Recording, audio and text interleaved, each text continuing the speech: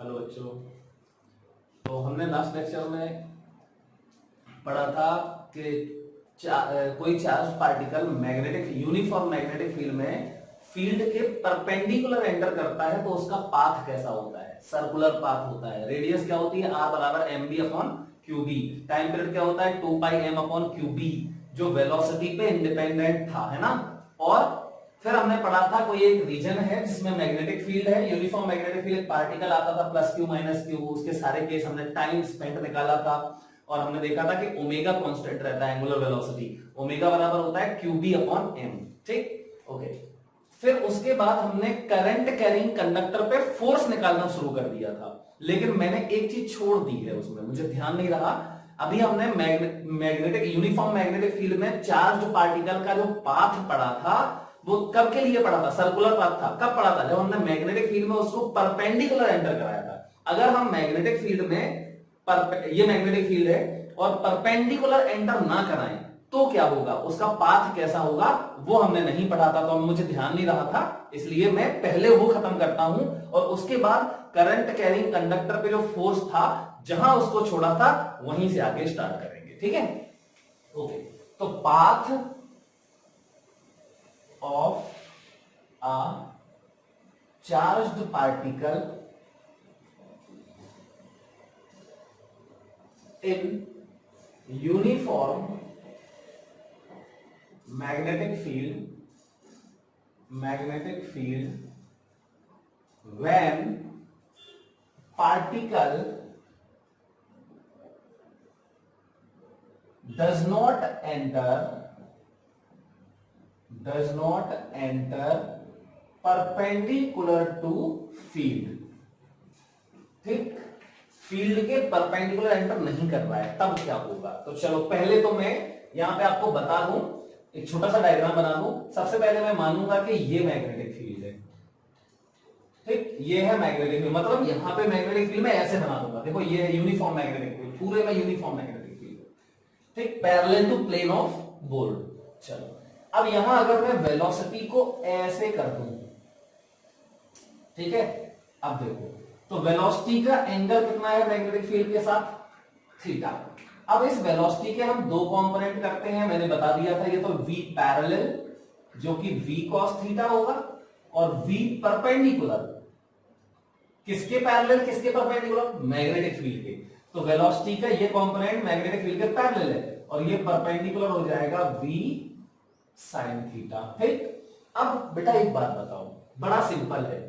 सबसे पहले due to v cos theta, ये और ये, तो due to v cos theta, देखो v cos थीटा कहां है, मैग्नेटिक फील्ड के पैरेलल है, तो क्या v cos थीटा की वजह से मैग्नेटिक पार्टिकल पे कोई फोर्स लगेगा। यहां पे एक चार्ज पार्टिकल है ये प्लस q, नहीं लगेगा, क्योंकि हम पहले ही सीख चुके हैं मैग्नेटिक फील्ड की डायरेक्शन में अगर पार्टिकल मूव करता है पैरेलल टू मैग्नेटिक फील्ड तो फोर्स नहीं लगता है ना। Q V V sine theta, तो v अगर मैं ये ले लूं, v में अगर ये ले लूं तो इसका एंगल मैग्नेटिक फील्ड के साथ कितना बन जाएगा, 0। तो Q v cos theta into b into sine 0, Q V V sine theta होता है ना, q into v cross v। Clear. तो इस पैरेलल कंपोनेंट की वजह से इस पार्टिकल पे कोई फोर्स नहीं लगेगा, तो फिर तो इस वेलोसिटी, ये वाली वेलोसिटी नॉट चेंज, ये वाली वेलोसिटी तो चेंज ही नहीं हो सकती। पार्टिकल इस वाली वेलोसिटी के वजह से सीधा मैग्नेटिक फील्ड की डायरेक्शन में जाएगा और ये v sin थीटा, देखो v sin theta is magnetic field के perpendicular, v sin theta magnetic field के परपेंडिकुलर है, तो इसकी वजह से तो ये सर्कुलर पाथ फॉलो करेगा, है ना, ये सीख चुके हैं हम। तो चार्ज पार्टिकल का वो कंपोनेंट जो मैग्नेटिक फील्ड के पैरेलल होता है, उस वेलोसिटी कंपोनेंट की वजह से पार्टिकल पर कोई फोर्स नहीं लगता और वो वेलोसिटी कंपोनेंट नॉट चेंज, उसी वेलोसिटी से वो चलता रहेगा मैग्नेटिक फील्ड की डायरेक्शन में, पैरेलल टू मैग्नेटिक फील्ड। और अगर परपेंडिकुलर कंपोनेंट देखें मैं वेलोसिटी का, तो वेलोसिटी के परपेंडिकुलर कंपोनेंट की वजह से चार्ज पार्टिकल सर्कुलर मोशन करता है ना। ठीक, तो देखो क्या होगा, सर्कल इसका कैसा होगा, मैं यहां बना रहा हूं, ठीक है, देखना ध्यान से। मैंने माना कि ये मैग्नेटिक फील्ड है, ठीक, ये है यूनिफॉर्म मैग्नेटिक फील्ड बी। चलो बेटा अब बहुत ध्यान से सुनना, इस पे फोर्स बताओ कहां लगेगा, तो इस पे फोर्स लगेगा, देखना इसकी वजह से तो कोई फोर्स नहीं है, इसकी वजह से फोर्स है, तो क्या करते हैं फोर्स के लिए पॉजिटिव चार्ज है v क्रॉस v, तो चाहे तो इससे निकाल रहे यार v क्रॉस v, ये वाला v लोगे तो v क्रॉस v से क्या आएगा, F बराबर, अरे पूरा v भी ले सकते हो या रिजॉल्व करके भी देख सकते हो, कोई फर्क नहीं पड़ता। F बराबर अगर मैं ये पूरा v देखूं तो q into v into b into sine theta, यही तो आएगा। क्लियर, ये हो गया। अब देखो, अब मैं रिजॉल्व करके देखता हूं, अगर मैं इसकी वजह से देखूं तो F बराबर F1 मान लेता हूं इस v पैरेलल की वजह से, तो F1 बराबर q into v cross v। अब v क्रॉस v में मैं ये वाला v ले रहा हूं, तो v cos theta into b into sine theta, तो साइन थीटा नहीं v, ये वाला जो वेलोसिटी कंपोनेंट लिया है वो इंटू मैग्नेटिक फील्ड और इंटू इन दोनों के बीच का एंगल का साइन, तो साइन अल्फा, ये तो साइन जीरो है तो ये जीरो फोर्स आएगा। और अगर इसकी वजह से देखो, इसकी वजह से तो F2 बराबर हो जाएगा Q into V cross V, लेकिन मैं V में ये ले रहा हूं तो V sine theta into magnetic field into cross करना है ना तो साइन एंगल, तो इसके और मैग्नेटिक फील्ड के बीच का एंगल साइन 90 है, तो देखो वही आ गया F2 बराबर QVB साइन थीटा, ये तो जीरो है तो दोनों को जोड़ो वही आ जाएगा। समझ गए, ये एक सोचने का तरीका है बस अलग से, ठीक है, तो अलग से क्या वही है, सिंपल सा है। आई थिंक ये समझ गए होंगे आप लोग। अब बेटा मैं ये कह रहा हूं कि इस वाले फोर्स निकालना है तो कहां लगेगा फोर्स, तो V क्रॉस V, चलो V क्रॉस V, या इसी की वजह से लग रहा है हमें पता है तो इसी का क्रॉस कर दो, कोई फर्क नहीं पड़ेगा। तो velocity cross magnetic field, velocity cross magnetic, thumb जाएगा अंदर, ठीक, मतलब इसका सेंटर कहां होगा, सेंटर होगा अंदर कहीं अंदर, तो ये सेंटर अगर अंदर होगा तो सेंटर अगर अंदर है तो फोर्स अंदर लग रहा है, समझ गया ना, क्लियर। तो वेलोसिटी इसकी यहां है, देखो ध्यान से सुनना, इसकी वेलोसिटी कहां है, इसकी वेलोसिटी मैंने ऐसे दी, ये वाली वेलोसिटी है, तो ये पार्टिकल कैसे घूमता रहेगा, अब फोर्स देखो कहां है, V क्रॉस V अंदर, मतलब सेंटर अंदर है और ये वेलोसिटी है, कितना सिंपल है यार, ये वेलोसिटी देखो ना V साइन थीटा ये है और सेंटर अंदर है तो ये ऐसे ही घूमेगा, समझ गया ना, ये जैसे फोर्स देखो वेलोसिटी ये V साइन थीटा का डायरेक्शन बदलेगा, फोर्स यहां ऐसे ऐसे होता जाएगा सेंटर की तरफ हमेशा, तो ये ऐसे सर्कल में घूम जाएगा, मतलब ये घूमेगा ऐसे, तो ऐसे घूम जाएगा सर्कल में, लेकिन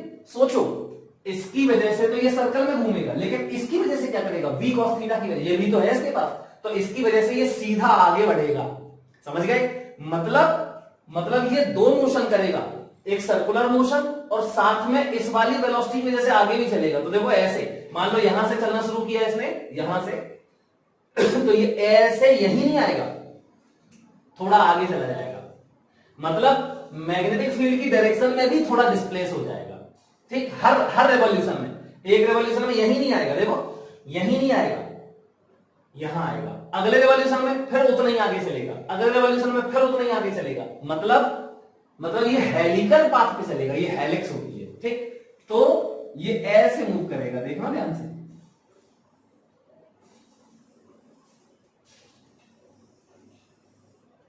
ये इस तरीके से चलेगा, ध्यान रखो यहां से स्टार्ट किया है तो इसका एक चक्कर यहां होगा, सिंपल सी बात है यार, देखो ना यहां से चलना शुरू किया, ये हो गया एक चक्कर, वैसे यही होता खत्म, लेकिन अब थोड़ा आगे होगा क्योंकि ये आगे भी जा रहा है, किस वेलोसिटी की वजह से, V cos थीटा की वजह से, तो V sin थीटा, यहां इस पॉइंट पे ये वाला डायग्राम में इस पॉइंट पे बना देता हूं, तो ये तो मैग्नेटिक फील्ड दिख रही है, ये तो मैग्नेटिक फील्ड दिख रही है, ये V sin थीटा, कौन सा V परपेंडिकुलर, और ये वाला V cos थीटा कौन सा है, V पैरेलल, तो V sin थीटा की वजह से तो ये ऐसे घूम रहा है और V परपेंडिकुलर की V पैरेलल की वजह से ऐसे जा रहा है, समझ गया, इसकी रेडियस ये दिख रही है, ये पूरा सर्कल है ना, यहां से ये सर्कल है तो ये सेंटर होगा इसका, ठीक, ये सेंटर है, तो फिर ये इसकी पाथ की रेडियस होगी, ठीक, या ये वाली, दोनों एक ही होंगी, क्लियर, कहीं पे ही बना दो, ओके, मतलब इसके हेलिकल पाथ की एक्सिस कहां होगी, ये होगी एक्सिस ऑफ हेलिकल पाथ, ठीक, तो एक्सिस से जो यहां सरकमफ्रेंस होगी, ये डिस्टेंस, ये हो जाएगी क्या, अगर और इसको 3D में बनाना चाहो तो देखो ऐसे बनेगा ये 3D में, ये वाले पार्ट को मिटा दो, ये वाले पार्ट सर्कल के पीछे है एक्चुअली में, मतलब ये सामने वाला पार्ट और ये बैक वाला पार्ट, ठीक। चलो तो अब हम लोग इसमें रेडियस लिखते हैं पहले। तो रेडियस क्या होगी, तो सबसे पहले तो जो मैंने बताया ये लिखना है तुम्हें, जो मैंने लैंग्वेज बोली है कि ड्यू टू वी पैर V sine theta circular path करेगा, वी पर cos थीटा की वजह से स्ट्रेट लाइन में चलेगा कहां, in the direction of magnetic field, तो कंबाइंड पाथ हेलिकल होगा, ठीक। तो रेडियस ऑफ हेलिक्स आर बराबर किस वजह से सर्कुलर पाथ हो रहा है, ये वाली वेलोसिटी की वजह से। तो आर बराबर क्या होता है, M B upon Q B होता है ना, तो एम बी नहीं, वी परपेंडिकुलर, तो M B upon Q B, तो आर बराबर हो जाएगा M V sine theta upon Q B. ये तो होगी रेडियस इस पाथ की। चलो अब टाइम पीरियड निकालते हैं। तो टाइम पीरियड टी बराबर क्या होता है, टाइम पीरियड एक चक्कर में लगा टाइम, तो ये होता है 2 pi r upon v, 2 pi r upon we.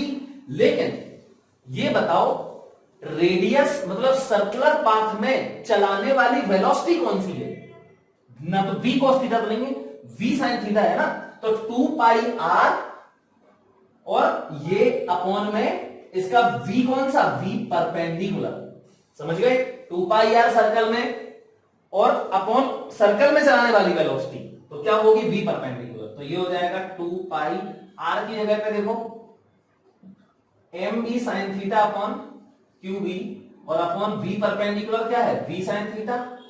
देखो ये v साइन थीटा खत्म, मतलब टाइम पर आ गया 2 पाई m अपॉन क्यू बी। मतलब यार यही तो तब आया था पहले जब परपेंडिकुलर एंटर कर रहा था, है ना। तो ऐसे ही है बस, टाइम पीरियड इज इंडिपेंडेंट कि ये परपेंडिकुलर एंटर कर रहा है कि किसी एंगल पे भी डिपेंड नहीं करता, ये हमेशा कांस्टेंट होता है टाइम पीरियड। तो ये पहले समझो और इसको नोट में लिखना जरूर कि टाइम पीरियड किसी भी चीज पे डिपेंड नहीं करता है, ठीक। लिखना है इसको note, time period is independent of the angle eight which the particle is entering in the uniform magnetic field, ये भी लिखना है इसमें, ठीक। चलो अब हम देखते हैं इसी में एक चीज होती है पिच। पिच क्या होती है, बहुत सिंपल है। पिच का मतलब है जब ये एक चक्कर पूरा कर ले, तो एक चक्कर कहां हुआ, यहां से यहां तक हुआ पूरा, इसमें जो डिस्टेंस कवर करता है ये मैग्नेटिक फील्ड की डायरेक्शन में, तो the displacement of the particle, या डिस्टेंस एक ही बात है, तो द डिस्प्लेसमेंट लिखो ज्यादा बेटर है, displacement of the particle covered in one revolution in the direction of magnetic field, लिखना है आपको ये। तो बिल्कुल सिंपल है, इस डायरेक्शन में देखो मैग्नेटिक फील्ड की डायरेक्शन में चलाने वाला वेलोसिटी कौन सा है, v पैरेलल, और एक चक्कर में टाइम कितना है, टाइम पीरियड, है ना, तो खत्म। और ये वेलोसिटी कांस्टेंट है, तो इसका मतलब मैं सीधा लिख दूंगा p बराबर v parallel into time period. तो p बराबर v पैरेलल मतलब v cos थीटा, और इनटू टाइम पीरियड मतलब 2 पाई m अपॉन qb। तो ये पिच का फॉर्मूला आ गया 2 पाई mv cos theta upon qb, ये आपको याद रखना है। अब देखो इसी में अगर ये थीटा 90 डिग्री हो जाता, मतलब वेलोसिटी ये पूरी ऐसी हो जाती, अगर ये पूरी वेलोसिटी ऐसी हो जाती मतलब मैग्नेटिक फील्ड के परपेंडिकुलर एंटर होता, तो ये वाला कंपोनेंट 0 आ जाता, तो फिर मैग्नेटिक फील्ड की डायरेक्शन में ले जाता नहीं कोई, वेलोसिटी नहीं है तो जाएगा नहीं, तो पिच 0 हो जाती। रखो इसमें थीटा बराबर 90, आ जाएगी आपकी पिच 0। तो आई थिंक ये बात बिल्कुल 100% आप लोग समझ गए होंगे। देखो बेटा एससीबी का क्वेश्चन है। एक बात मैं आपको बता दूं कि मैग्नेटिज्म में आपको मॉड्यूल बिल्कुल सॉल्व नहीं करना है, ठीक।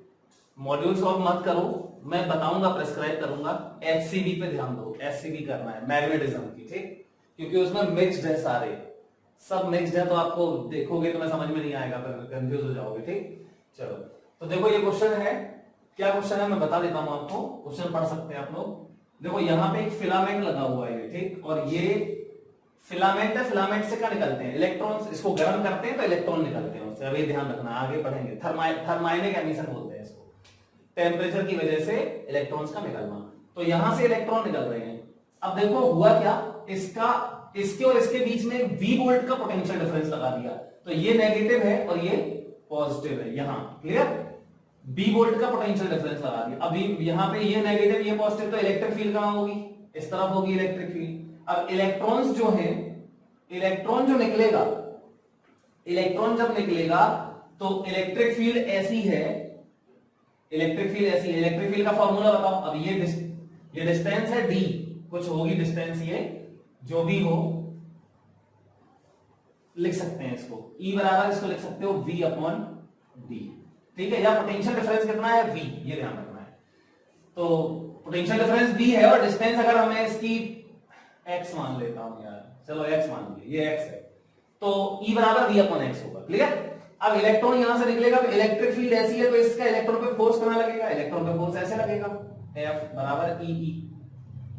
इलेक्ट्रिक फील्ड के उल्टा, नेगेटिव चार्ज है ना, तो ये x डिस्टेंस तक यहां तक चलेगा। देखो यहां तक ये होल है, तो यहां तक चलेगा, तो इसके पास तो काइनेटिक एनर्जी यहां से जीरो वेलोसिटी के साथ निकला, ठीक, और यहां से एक्सेलरेट हुआ, तो x डिस्टेंस कवर करने में कितनी इसके पास, पहले तो यहां पे निकालो कितनी वेलोसिटी आ जाएगी। तो जब ये यहां से एक्सेलरेट होगा यहां तक, तो x डिस्टेंस तक एक्सेलरेट होगा, तो यहां पे मान लेते हैं इसकी वेलोसिटी होगी कुछ v मान लेते हैं। तो अब हमें देखना है कितनी है v। तो चलो देखो, अब आपकी मर्जी चाहे जैसे कर लो, तो चाहे तो वर्क एनर्जी थ्योरम से लगा लो या फिर सीधा एक वो लगा दो, इक्वेशन लगा दो।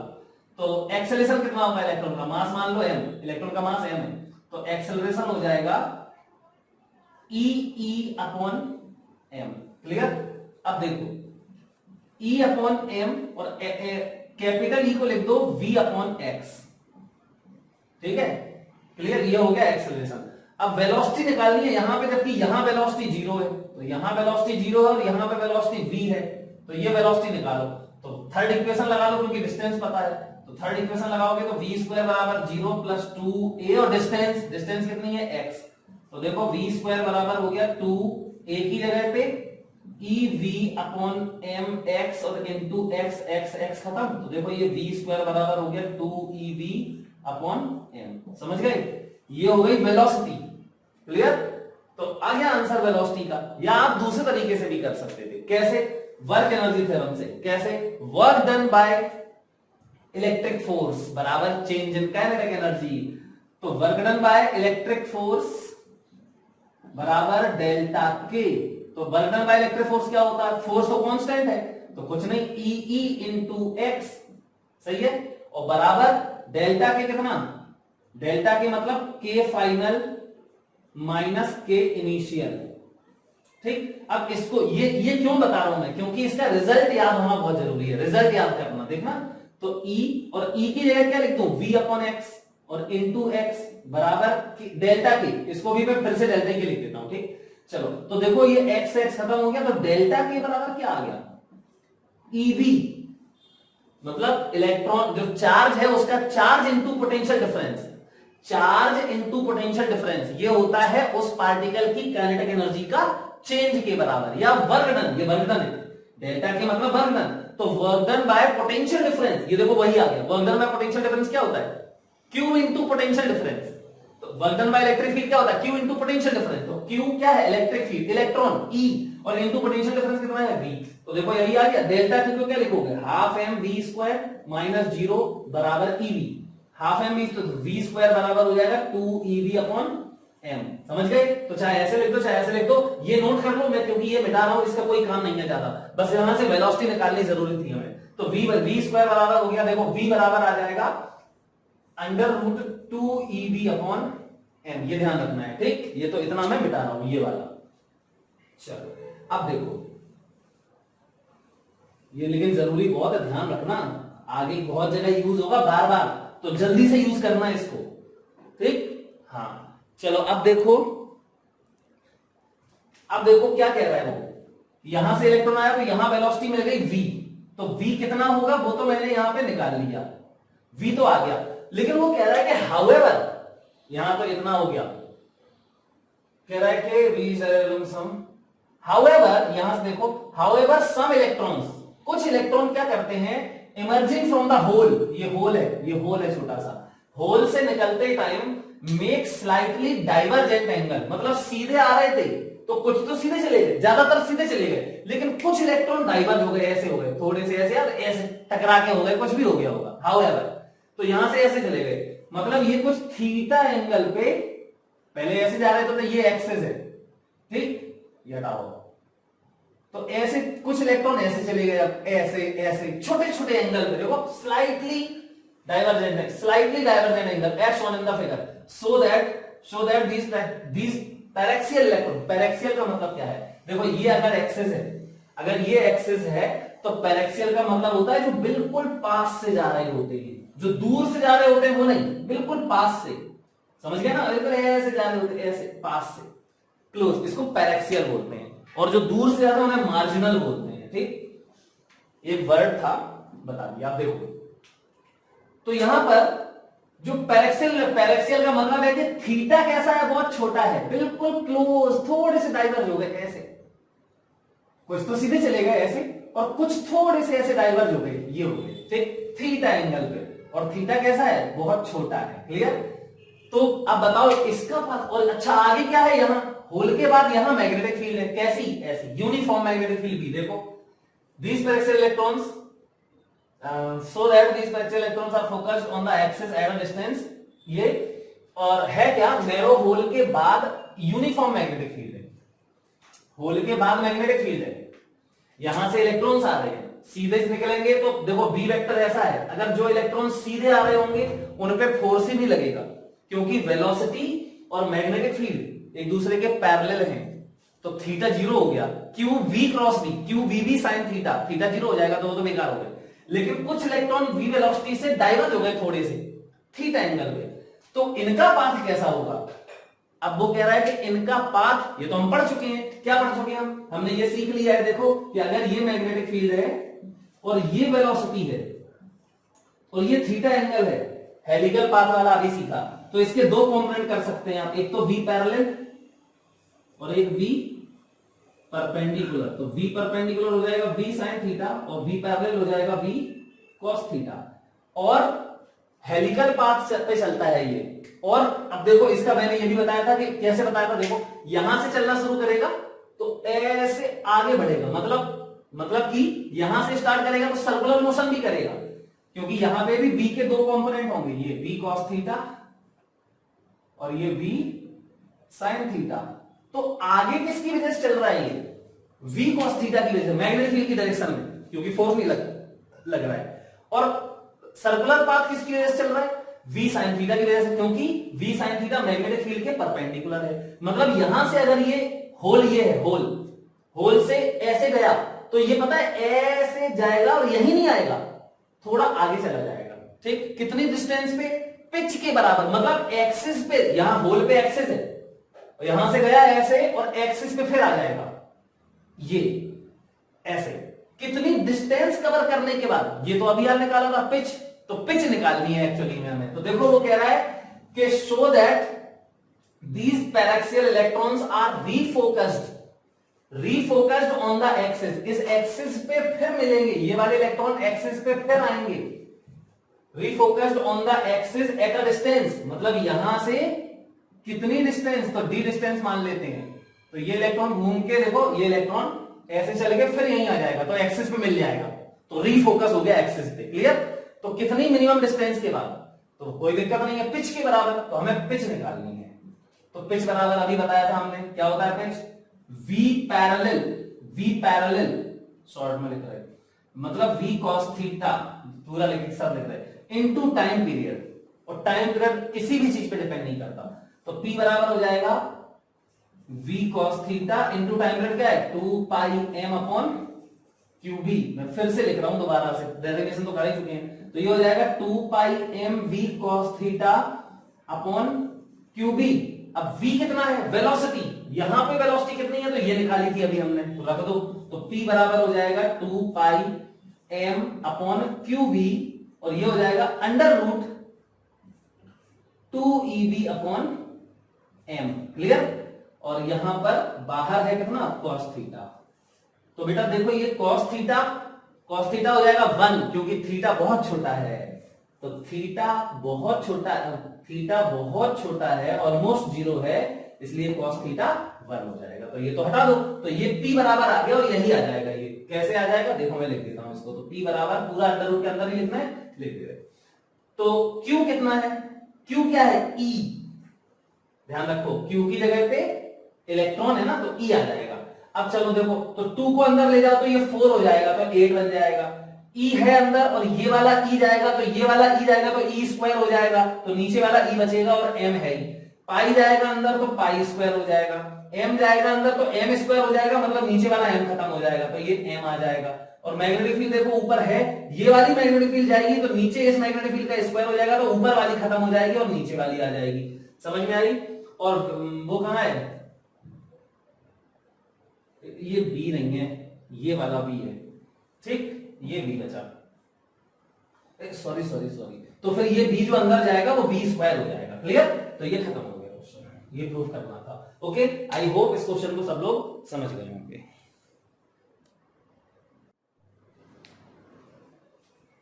देखो बेटा, अब हम लोग वहीं से स्टार्ट करेंगे जहां पे हमने कल लेक्चर खत्म किया था। ठीक है, ये बीच में रह गया था, ये टॉपिक मैंने बता दिया आपको। अब देखो क्या है, हमने कल सीखा था कि किसी वायर पर जो फोर्स होता है करंट कैरिंग कंडक्टर पर, यूनिफॉर्म मैग्नेटिक फील्ड यूनिफॉर्म होनी चाहिए, ये कंडीशन थी। तो उस पर फोर्स होता है F वेक्टर बराबर I into DL cross B, है ना। ये था DF वेक्टर, मतलब DL लेंथ पर जो फोर्स लगेगा, ठीक, ये था। अब बिल्कुल ध्यान से समझो इसको, ठीक। अगर मान लो एक यूनिफॉर्म मैग्नेटिक फील्ड में, मैग्नेटिक फील्ड यूनिफॉर्म है लेकिन उसमें हो क्या रहा है कि इर्रेगुलर वायर रखा हुआ है। कैसा? इर्रेगुलर। तो चलो एक इर्रेगुलर वायर रख देते हैं। तो ये रख दिया हमने एक इर्रेगुलर वायर।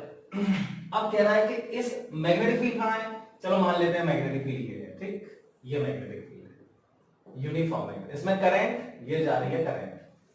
अब ध्यान से देखो, तो ये पॉइंट है इसका A और ये लास्ट वाला पॉइंट है इसका B या PQ मान लो, P और Q मान लेते हैं, ठीक। अब वो कह रहा है कि इस वायर, देखो करंट कैरिंग वायर है, मैग्नेटिक फील्ड में रखा है, यूनिफॉर्म मैग्नेटिक फील्ड है, देखिए। तो इर्रेगुलर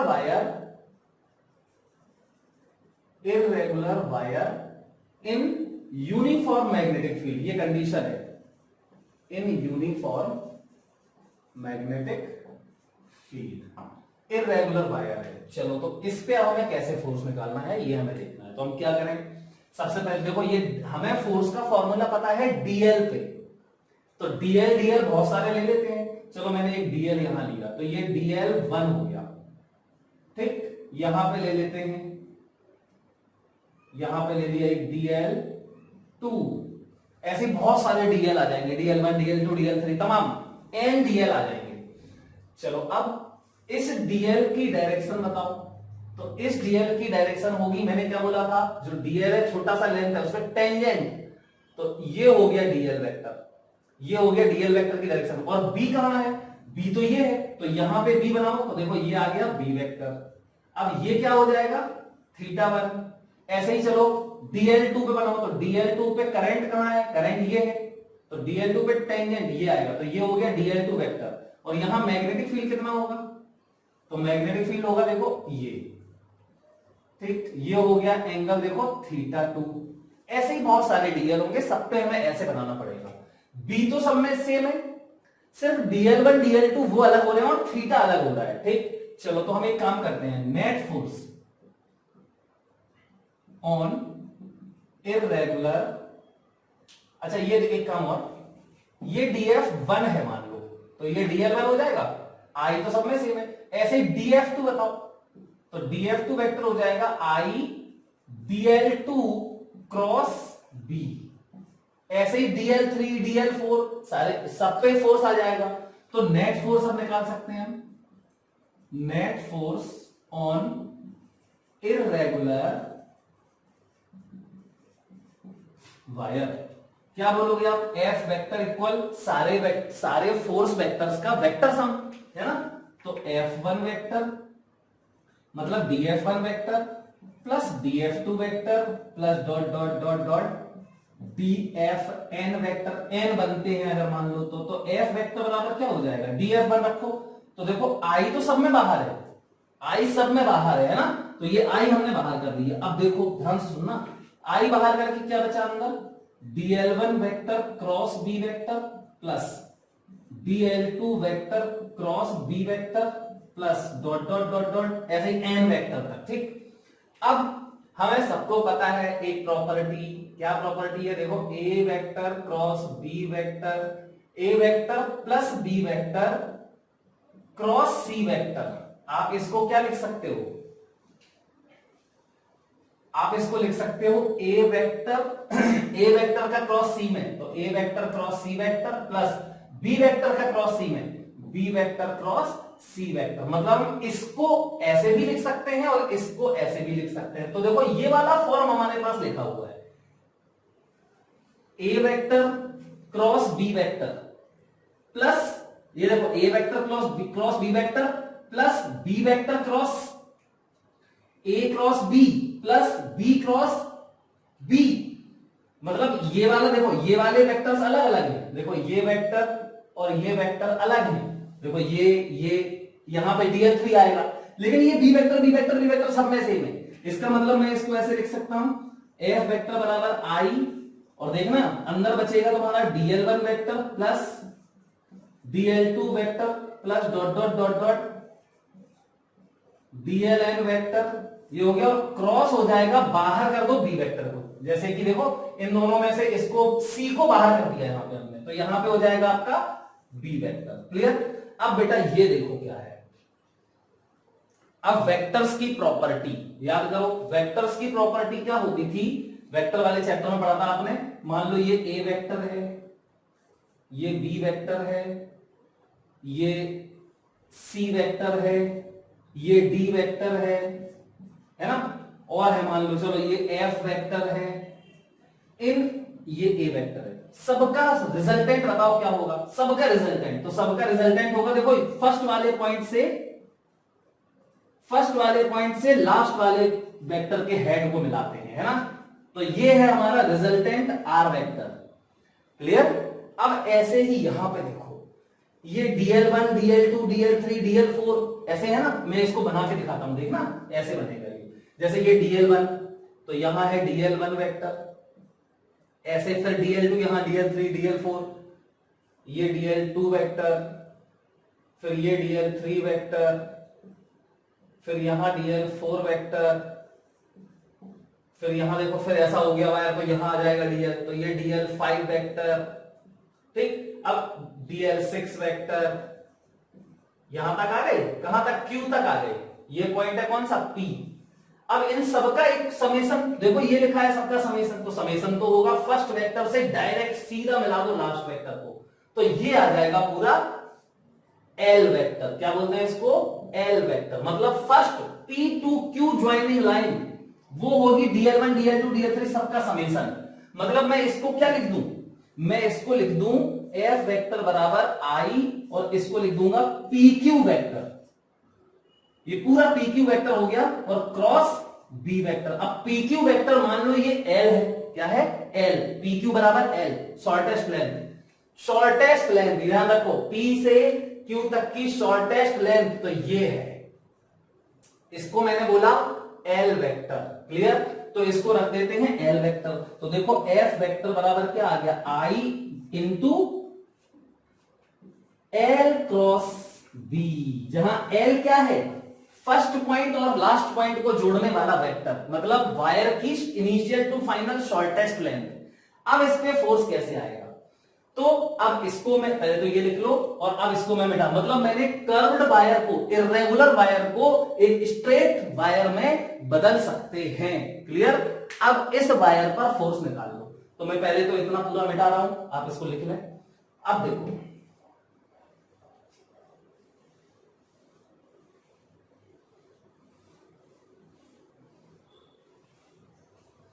बेटा, अब इसके बाद क्या होगा?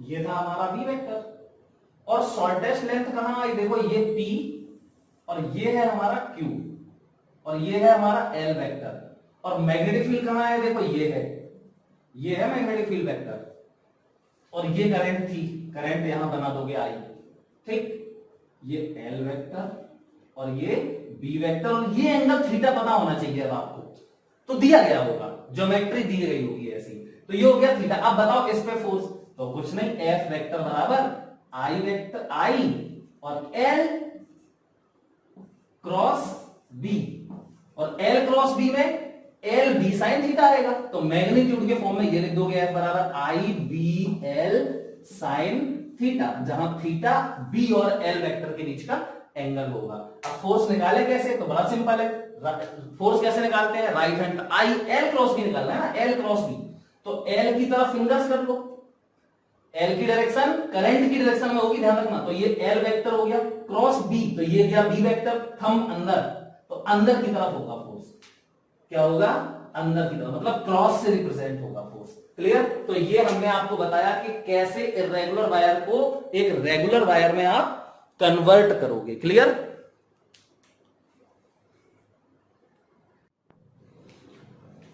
हाँ, तो अब देखिए, मान लेते हैं कि क्लोज्ड लूप है, देखो force on a closed loop closed है और यूनिफॉर्म मैग्नेटिक फील्ड है, तभी के लिए यूनिफॉर्म मैग्नेटिक फील्ड के बारे में ही पढ़ रहे हैं। तो देखो मैं मान लेता हूं कि ये एक क्लोज्ड लूप है और इसमें ये करंट फ्लो हो रही है और यहां ये मैग्नेटिक फील्ड है, ठीक, ये मैग्नेटिक फील्ड है, इस मैग्नेटिक फील्ड में इस लूप पर कितना फोर्स लगेगा कह रहा है, बताओ। तो बेटा फिर वही F वेक्टर बराबर क्या होगा, आई, और शॉर्टेस्ट लेंथ में बदलते थे, याद है, यूनिफॉर्म मैग्नेटिक फील्ड हो तो कैसे आता था ये, तो आई ये होता था dl1 vector plus dl2 vector plus dot dot dot कहां तक, dln वेक्टर, और यहां होता था क्रॉस b वेक्टर, क्लियर, ये आता था।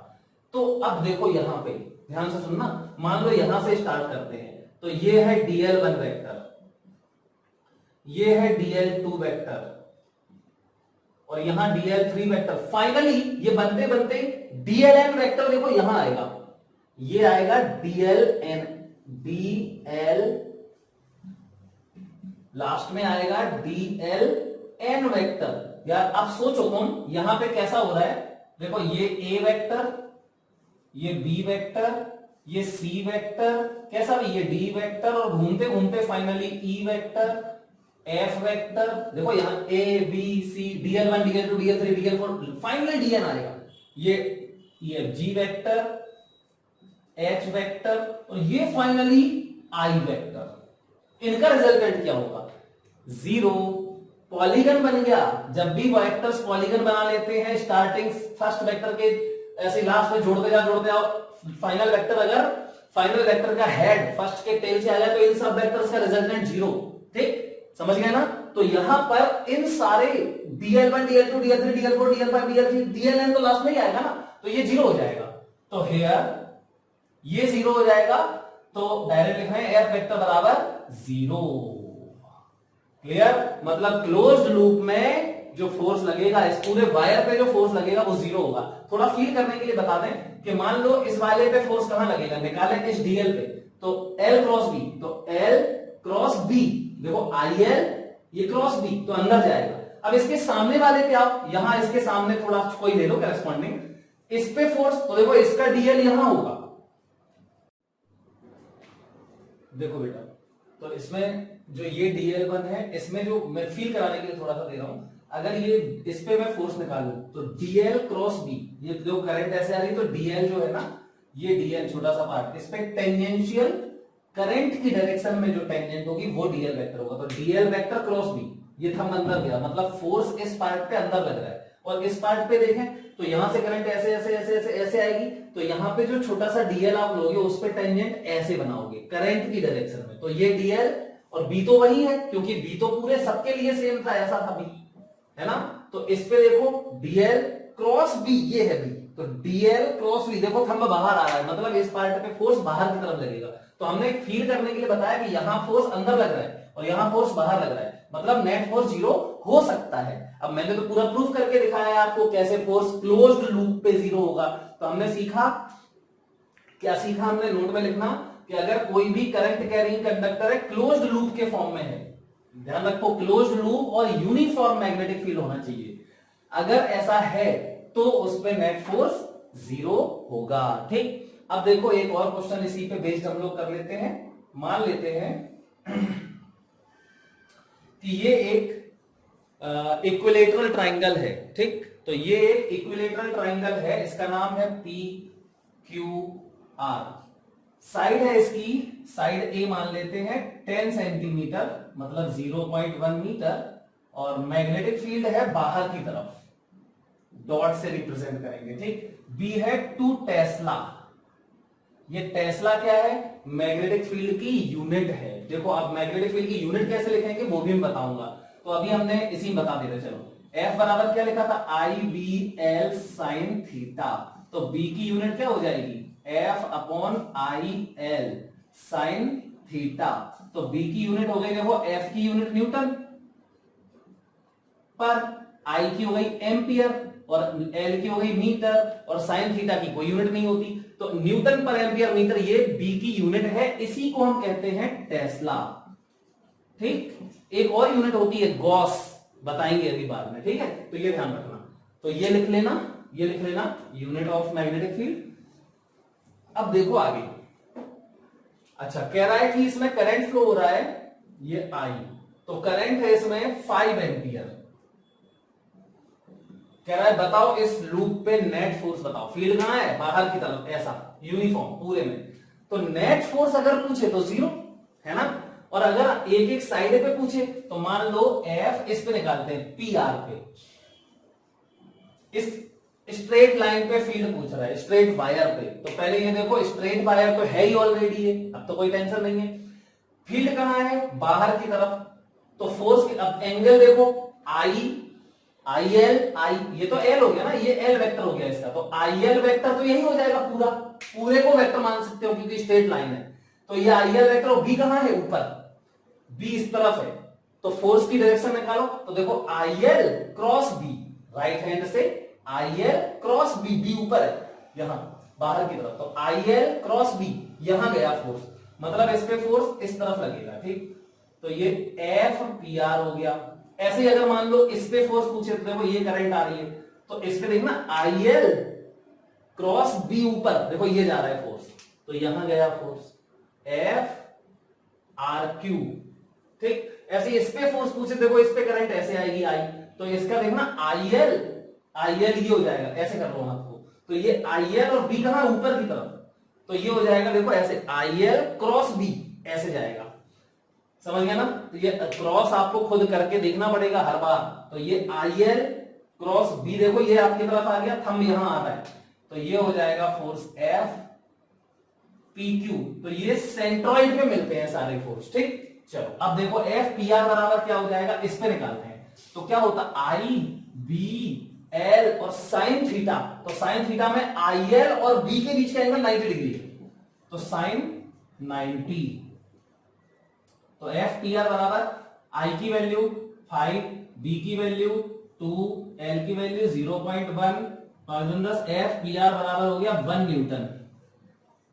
तो ये भी 1 न्यूटन, ये भी 1 न्यूटन, ये भी 1 न्यूटन, तीनों सेम है और एक पॉइंट पे मिल रहे हैं, इनका रिजल्टेंट निकाले, तो देखो इसको यहां बढ़ा दो, ये ऐसे हो जाएगा, ये वाला ऐसे बढ़ा दो तो ये हो जाएगा, और ये वाला ऊपर की तरफ बढ़ा दो तो ऐसे हो जाएगा। अब इसका रिजल्टेंट तो जीरो होता है, ये तो हम सीख चुके हैं पहले ही, है ना।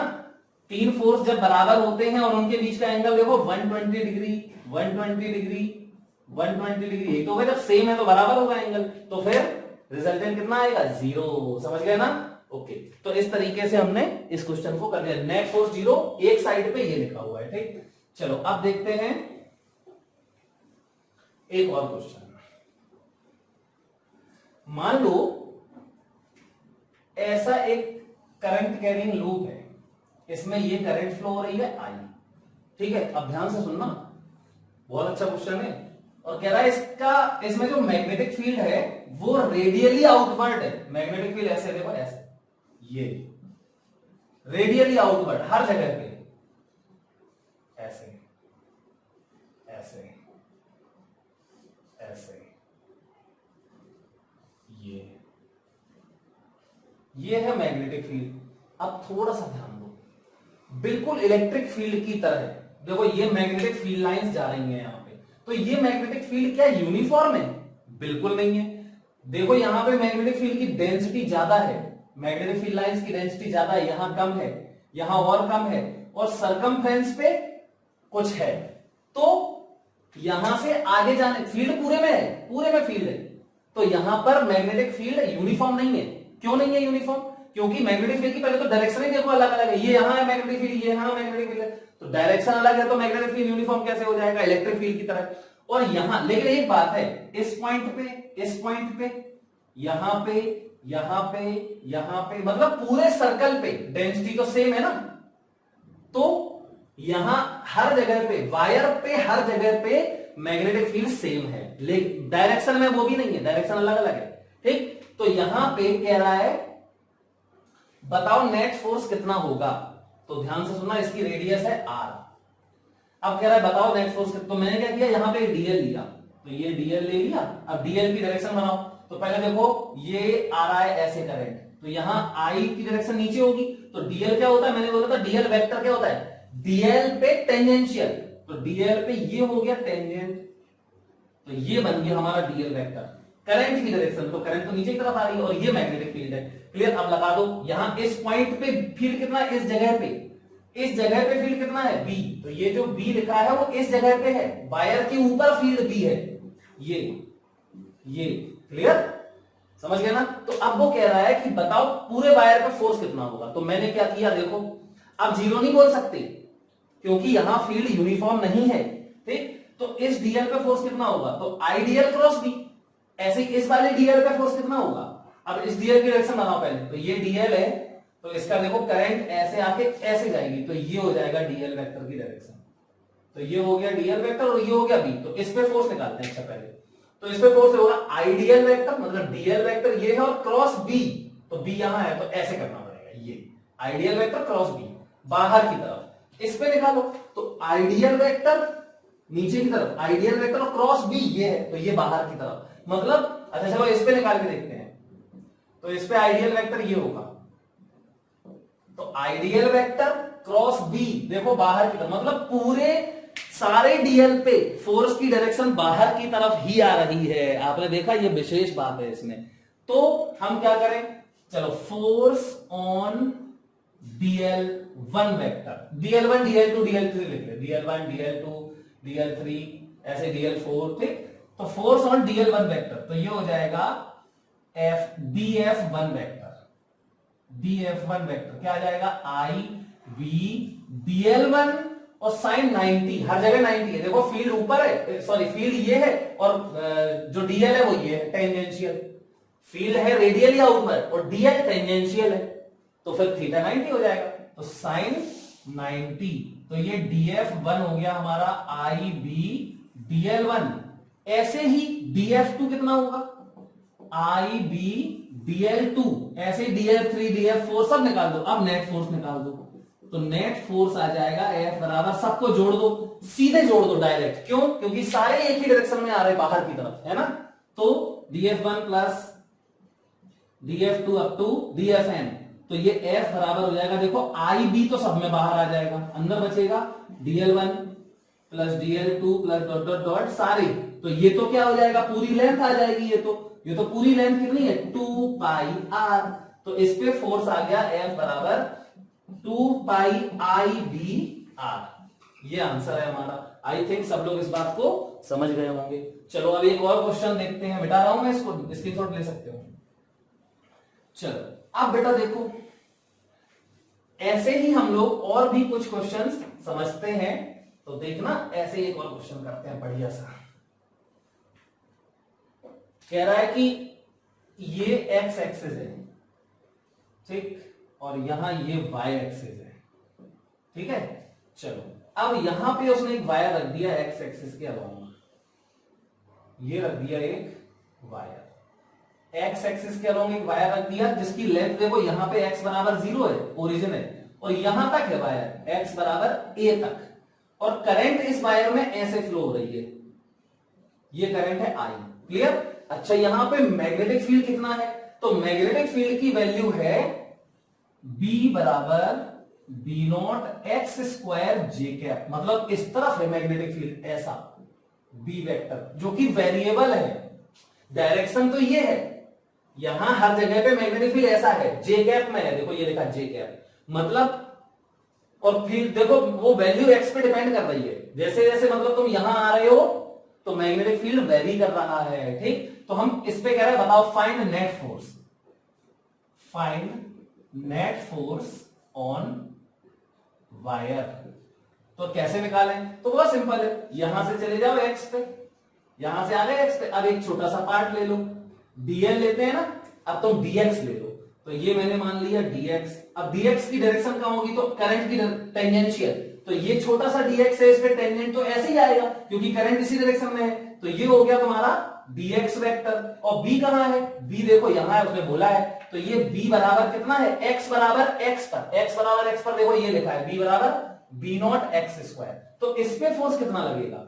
इस पे फोर्स आराम से निकाल सकते हैं, कैसे? आइडियल, देखो ये idx क्रॉस b ऊपर है, ये बाहर की तरफ फोर्स आएगा, तो सब पे बाहर की तरफ आएगा, कोई भी डीएल ले लो बाहर आएगा, तो सबका इंटीग्रेशन कर लो सीधा डायरेक्ट। तो force on dx, force on dx, ये क्या आ जाएगा? df बराबर आई बी इंटू dx, और साइन 90, साइन 90 क्यों? क्योंकि करंट मतलब डीएल वेक्टर और मैग्नेटिक फील्ड के बीच का एंगल देखो ये थीटा बराबर 90 डिग्री है, सब में यही रहेगा। तो ये df आ जाएगा तुम्हारा आई तो बाहर, b की वैल्यू देखो b not X square into dx, इसको इंटीग्रेट कर दो तो नेट फोर्स आ जाएगा f बराबर आई बी नॉट बाहर इंटीग्रेशन एक्स स्क्वायर dx, और लिमिट x की 0 से a तक, तो 0 टू a लिमिट, तो ये f बराबर हो जाएगा i into B naught into X cube by 3, मतलब a क्यूब बाई 3, ये आंसर है। और फोर्स होगा कहां? बाहर की तरफ। कैसे निकाला? आई क्रॉस बी, बाहर आ गया थम, तो सब पे फोर्स बाहर की तरफ आ रहा है, तो नेट फोर्स हमारा बाहर की तरफ आ जाएगा। ठीक, इसको स्क्रीनशॉट ले लो। चलो अब देखो, ये क्वेश्चंस आप देखना एससी वर्मा में आपको मिलेंगे। ठीक है, चलो बेटा अब देखो, अभी तुम्हें मैग्नेटिज्म में एससी वर्मा ही सॉल्व करनी है। ठीक, बाकी मैं असाइनमेंट्स में दूंगा आपको क्वेश्चंस। ठीक है, तो इतनी बात आई थिंक सभी लोग 100% समझ गए होंगे। अब देखो एक और क्वेश्चन करते हैं हम लोग। मान लेते हैं यहां पर ऐसा है क्वेश्चन,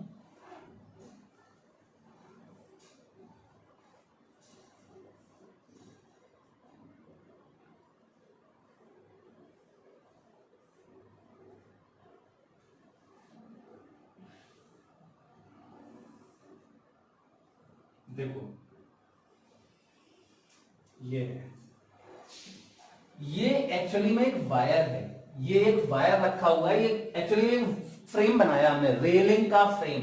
एससीबी का क्वेश्चन है ये भी, तो एक रेलिंग का हमने फ्रेम बनाया है, रेलिंग्स से हमने फ्रेम बनाया है। अब देखो क्या है, ध्यान से सुनना। तो कह रहा है कि ये सब कंडक्टिंग वायर्स हैं, इनमें रेजिस्टेंस नहीं है, ये है रेजिस्टेंस और ये जुड़ी है बैटरी। क्लियर? अच्छा, तो स्विच को हमने ऑन कर दिया। अब देखना थोड़ा ध्यान से, ये जो लेंथ है, ये एक वायर है जो इस रेलिंग पे स्लाइड कर सकता है। यहां एमजी नहीं देखना है हमें, कुछ भी ग्रेविटी को निग्लेक्ट करना है। ठीक है, सॉरी नहीं करना है ग्रेविटी को निग्लेक्ट। अब देखो ध्यान से, कैसा ये फ्रेम है, ये एक्चुअली में आपको ऐसे दिख रहा है, ये बनाया ऐसे गया है, ऐसा, मतलब ये फ्रेम जो है इसको ऐसा कर दो, ऐसा हॉरिजॉन्टल फ्रेम है ये। ठीक, तो कह रहा है कि कहीं भी रेजिस्टेंस नहीं है, यहां कहीं रेजिस्टेंस नहीं है, और हमने ये एक वायर रखा हुआ है, इसकी विड्थ है ये बी, और ये जो रेलिंग है, ये रेलिंग्स है, ये है रेलिंग्स, ये, और ये है एक स्लाइडिंग वायर जो कि विदाउट फ्रिक्शन स्लाइड कर सकता है, तो ये एल लेंथ है। अब हमने जैसे ही स्विच को क्लोज किया तो करंट फ्लो हो जाएगी इसमें, तो देखो यहां से ऐसे करंट निकलेगी, पॉजिटिव से करंट निकलेगी, तो यहां से करंट ऐसे जाएगी, यहां ऐसे चली जाएगी करंट। आई करंट इसमें कह रहा है फ्लो होती है, और इनमें रेजिस्टेंस भी नहीं है, क्योंकि अगर रेजिस्टेंस होगा तो जब ये यहां जाएगा तो रेजिस्टेंस बदलेगा, इस सर्किट में रेजिस्टेंस आ जाएगा और इंक्रीज होगा। देखो यहां आएगा तो यहां इतना वायर का रेजिस्टेंस बढ़ जाएगा, तो रेजिस्टेंस नहीं है इसमें, रेजिस्टेंस लेस वायर्स हैं। ठीक, ये भी कंडक्टिंग रॉड है। अब कह रहा है कि करंट, हमने स्विच ऑन किया, करंट फ्लो हुई और यहां मैग्नेटिक फील्ड भी है। मैग्नेटिक फील्ड कितना है, डॉट से रिप्रेजेंटेड है मैग्नेटिक फील्ड। तो डॉट से रिप्रेजेंटेड है मतलब कहां है फील्ड, बाहर की तरफ है। तो ये फील्ड है बाहर की तरफ, यूनिफॉर्म फील्ड है, डॉट से रिप्रेजेंटेड है, ठीक, यहां ऐसे बनाया है।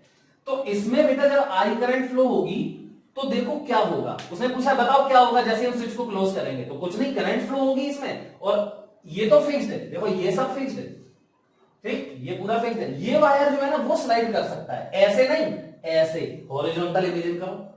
मैंने बोला इस वायर को ऐसे देखो, ऐसे, ठीक। अच्छा, तो ये हॉरिजॉन्टल फ्रेम है एक्चुअली में। अब क्या होगा, करंट फ्लो होगी तो इसमें मैग्नेटिक फील्ड है और ये एल बी लेंथ का वायर, इस पे फोर्स लगने लगेगा, है ना, कितना। तो आई एल कहां है इसका, देखो आई एल ये है, आई एल, ये आई एल स्ट्रेट वायर है तो पूरा एल वेक्टर ले लेंगे। तो आई एल वेक्टर और क्रॉस बी कहां है, ये, तो फोर्स यहां लगेगा। तो इस तरफ एक फोर्स लगने लगेगा, एफ बराबर I B B, I B B, clear. अच्छा, अब देखो कह रहा है कि ये एल इस फोर्स की वजह से यहां भागने लगेगा और इसका मास दिया है, इसका मास है एम, स्लाइडिंग वायर का मास है एम। तो कह रहा है जब ये यहां पहुंचेगा, जब ये यहां, अब देखो एक बात और, यहां से करंट इसी में जाएगी, ये वायर यहां है, ये तो ओपन, ये अभी इसको मत देखो, ये तो ओपन वायर है, इनमें थोड़ी करंट चली जाएगी, तो आएगी कहां से वापस, करंट वहीं जाती है जहां पे उसको वापस आने का रास्ता मिलता हो। ओपन सर्किट में करंट फ्लो नहीं होती, ठीक। तो यहां से ये करंट सीधी यहां जाएगी और यहां पे एंटर कर जाएगी, क्लियर। तो इस पे फोर्स की वजह से यहां इसमें कुछ वेलोसिटी आ जाएगी। तो कह रहा है बताओ पहले कितनी वेलोसिटी आएगी, ठीक। ये हॉरिजॉन्टल वायर है, ये स्लाइडिंग वायर है, स्लाइडिंग वायर पे फोर्स लग रहा है, स्लाइड करता हुआ जाएगा तो कितना वेलोसिटी आएगी। कितना सिंपल है, एल डिस्टेंस कवर करना है, फोर्स कांस्टेंट है, तो एक्सेलरेशन निकाल दो इसका।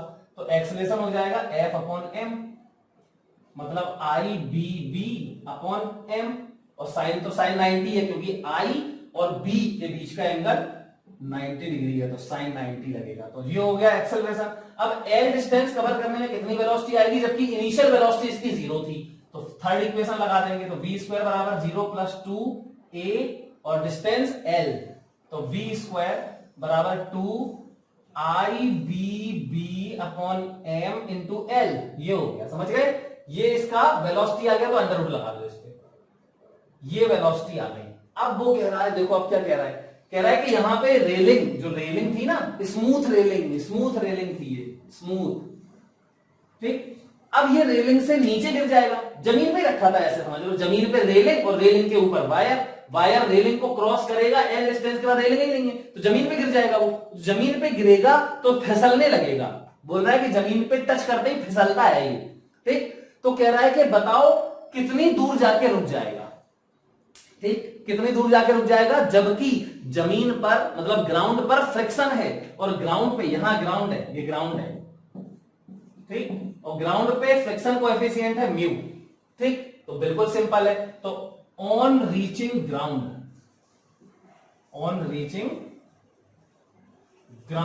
क्या हो जाएगा, फ्रिक्शन लगेगा, तो फ्रिक्शन होगा कितना, तो म्यू इंटू नॉर्मल, और नॉर्मल होगा mg, समझ गए। तो फिर अच्छा, अब रेलिंग, यहां पे मैग्नेटिक फील्ड को इसके बाद खत्म, यहीं तक है बस मैग्नेटिक फील्ड, इसके बाद मैग्नेटिक फील्ड भी नहीं है, तो फिर मैग्नेटिक फोर्स तो खत्म हो जाएगा, तो फिर सिर्फ फ्रिक्शन लगेगा, और फ्रिक्शन की वजह से जो रिटार्डेशन आएगा, रिटार्डेशन a डैश मान ले रहे, रिटार्डेशन, ठीक, a डैश बराबर क्या हो जाएगा, mu G, F upon M, तो म्यू जी हो गया। तो कह रहा है बताओ कितनी डिस्टेंस पे जाके रुक जाएगा, तो रिटार्डेशन हो गया, तो रुकने के लिए फाइनल वेलोसिटी फिर लगा दो, v स्क्वायर बराबर u स्क्वायर प्लस 2as, लेकिन अब प्लस नहीं माइनस लगेगा क्योंकि रिटार्डेशन है, तो फाइनल वेलोसिटी 0 करनी है क्योंकि रोकना है, बराबर इनिशियल वेलोसिटी ये लिखा है, तो u स्क्वायर है, तो 2IBBL अपॉन m, समझ गए। यहां से गिरते टाइम जस्ट वेलोसिटी, तो वो तो इनिशियल वेलोसिटी, अब ये यहां से यहां के लिए लगा रहा हूं ना, यहां रुक गया मान लो ये, तो ये इनिशियल वेलोसिटी होगी और ये फाइनल वेलोसिटी होगी,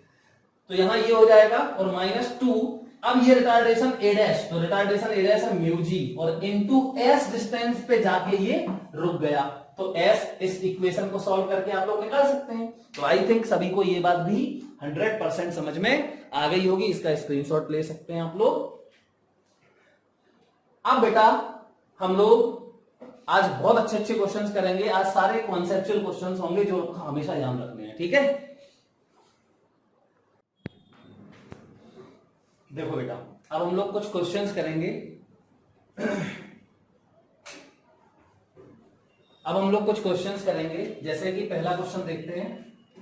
मान लो हमें दिया है ये एक सेमी सर्कुलर वायर दिया है, ठीक है। सेमी सर्कुलर वायर है PQ, ओके। ये हो गया सेमी सर्कुलर वायर। अब वो कह रहा है कि इसमें हमने करंट फ्लो कर दी। चलो तो करंट फ्लो कर देते हैं। ये करंट हो गई I, और यहां पे एक मैग्नेटिक फील्ड है। कैसा मैग्नेटिक फील्ड है? देखो मैं यहां बना रहा हूं मैग्नेटिक फील्ड को, तो ये है मैग्नेटिक फील्ड, इस तरफ है मैग्नेटिक फील्ड, ठीक। तो कह रहा है कि बता दो, क्या बता दो, इस पे फोर्स बता दो, नेट फोर्स बता दो, और ये रेडियस R है इसकी। तो कह रहा है कि नेट फोर्स बता दो और टॉर्क बता दो, इस पे टॉर्क कितना लगेगा, ठीक। तो चलो देखते हैं। आप बहुत ध्यान से, बहुत इंपॉर्टेंट चीज है, ध्यान से सुनना बिल्कुल। तो पहले तो नेट फोर्स देखते हैं। तो सबसे पहला नेट फोर्स देखते टाइम पहले क्या देखते हैं, क्या हम इसको, इर्रेगुलर वायर है, क्या हम इसको स्ट्रेट कंडक्टर में कन्वर्ट कर सकते हैं या नहीं। तो बस एक कंडीशन है, क्या मैग्नेटिक फील्ड यूनिफॉर्म है? हाँ, तो बिल्कुल कर सकते हैं। तो चलो क्या करोगे, P से Q सीधा मिला दोगे, है ना। तो देखो ये P और ये Q, इसकी लेंथ हो जाएगी 2R और करंट ये चली जाएगी, और यही मैग्नेटिक फील्ड है ये, ठीक। अब इस पे फोर्स निकाल दो, ठीक। तो इस पे फोर्स हो जाएगा I into L cross B, यही तो होता है, या F बराबर I B L sine theta, जहां थीटा L और B के बीच का एंगल है। तो यार L, ये है L वेक्टर यही तो है, L I की डायरेक्शन में L वेक्टर, और क्रॉस B, B के B भी यही है, तो थीटा 0 हो गया इनके बीच का, तो साइन 0 हो जाएगा, मतलब कि फोर्स बराबर 0। तो इस पर, इस मैग्नेटिक फील्ड में नेट फोर्स 0 आएगा। आई थिंक इतनी बात समझ गए होंगे। चलो तो ये मिटा रहा हूं नेट फोर्स का। अब वो कह रहा है टॉर्क बता दो। चलो अब टॉर्क देखते हैं, मतलब नेट फोर्स तो 0 आ गया, अब हम देखते हैं कि नेट टॉर्क 0 आएगा या नहीं। तो इसके लिए बहुत सिंपल है, लेकिन बहुत ध्यान से देखना पड़ेगा। क्या देखना पड़ेगा, यहां से सबसे पहले तो ऐसे एक लाइन खींच लेते हैं, ठीक है। इस लाइन से थीटा एंगल पे चले जाओ, तो यहां से थीटा पे चले जाते हैं, ये पहुंच गया थीटा पे। देखो ये थीटा हो गया। अब डी थीटा पे जाओ, एक्चुअली में डीएल लेना है। डीएल पे जो फोर्स लगेगा उसका टॉर्क देखेंगे और फिर नेट टॉर्क निकालेंगे। तो पहले जाओ यहां से डी थीटा पे, तो ये चल, देखो ये थीटा है और ये कितना है, ये डी थीटा है। तो यहां पे ये पार्ट बन जाएगा, ये पार्ट बन गया, इसका हम लेंथ बोल देते हैं डीएल। तो इसकी लेंथ हो गई, देखना डीएल। लेकिन ये डीएल को तो आप लिख सकते हो, ये आर है रेडियस, और ये डी थीटा है, तो ये तो हो जाएगा आर डी थीटा। तो मैं बाद में लिखूंगा इसको, ठीक है, यहां पे लिख देते। चलो डीएल बराबर है आर डी थीटा, ये हम याद रखेंगे, इसको सब्स्टिट्यूट कर देंगे बाद में। चलो अब डीएल तो ये हो गया। अब इसका वेक्टर बनाओ, क्योंकि फोर्स निकालना है तो डीएल वेक्टर चाहिए। तो देखो ये करंट आ रही है इसमें, डीएल में ऐसे जाएगी, तो डीएल पे टेंजेंशियल ये हो गया, तो ये आ जाएगा हमारा डीएल वेक्टर करंट की डायरेक्शन में, ठीक। तो डीएल वेक्टर हो गया। अब फील्ड वेक्टर बनाओ, तो यार फील्ड वेक्टर तो ये दिख रहा है, तो ये हो गया हमारा फील्ड वेक्टर। अब इनके बीच का एंगल देखो, तो इनके देखो ये वाला एंगल थीटा है, तो अगर मैं इसको थोड़ा सा आगे बढ़ा दूं, तो फिर अगर ये थीटा है तो ये भी थीटा होगा, और ये कितना होगा फिर 90 माइनस थीटा। क्लियर? अच्छा, तो इस पे अब फोर्स कितना लग जाएगा तो देखते हैं। तो इस पे फोर्स लग जाएगा, force on DL, force on DL क्या लगेगा, डीएफ। तो डीएफ बराबर हो जाएगा I into DL into B into sine theta, और साइन थीटा की वैल्यू है 90 माइनस थीटा। देखो डीएल और बी के बीच का एंगल, ठीक। तो ये आ जाएगा डीएफ बराबर आई बी डीएल। अब डीएल को भी हटा दो, तो डीएल को आर डी थीटा, तो आर डी थीटा और इंटू साइन 90 माइनस थीटा क्या होता है, कॉस थीटा। तो फाइनली ये डीएफ आ जाएगा हमारा I B R into cos theta D theta, ये आ जाएगा। ठीक चलो अब यहां पर जो डीएफ है इसके फोर्स की डायरेक्शन देखो, तो फोर्स की डायरेक्शन क्या होगी, डीएल क्रॉस बी। तो ये डीएल देखो, ये डीएल है तो डीएल की तरफ फिंगर्स और बी यहां है, तो डीएल क्रॉस बी ये देखो बाहर की तरफ आ रहा है ना, तो इस पे जो फोर्स लगेगा डीएफ वो कहां आएगा, बाहर की तरफ, मतलब डॉट ऐसा ऐसे लगेगा। अच्छा अब देखो ध्यान से सुनना, इसके सिमेट्रिक जैसे यहां थीटा पे गए थे ऐसे यहां थीटा पे चले जाओ आप। तो अगर आप इसके सिमेट्रिक यहां पे थीटा पे जाओगे, ये थीटा मान लिया मैंने, और फिर डी थीटा पे जाओगे तो ये डी थीटा हो गया।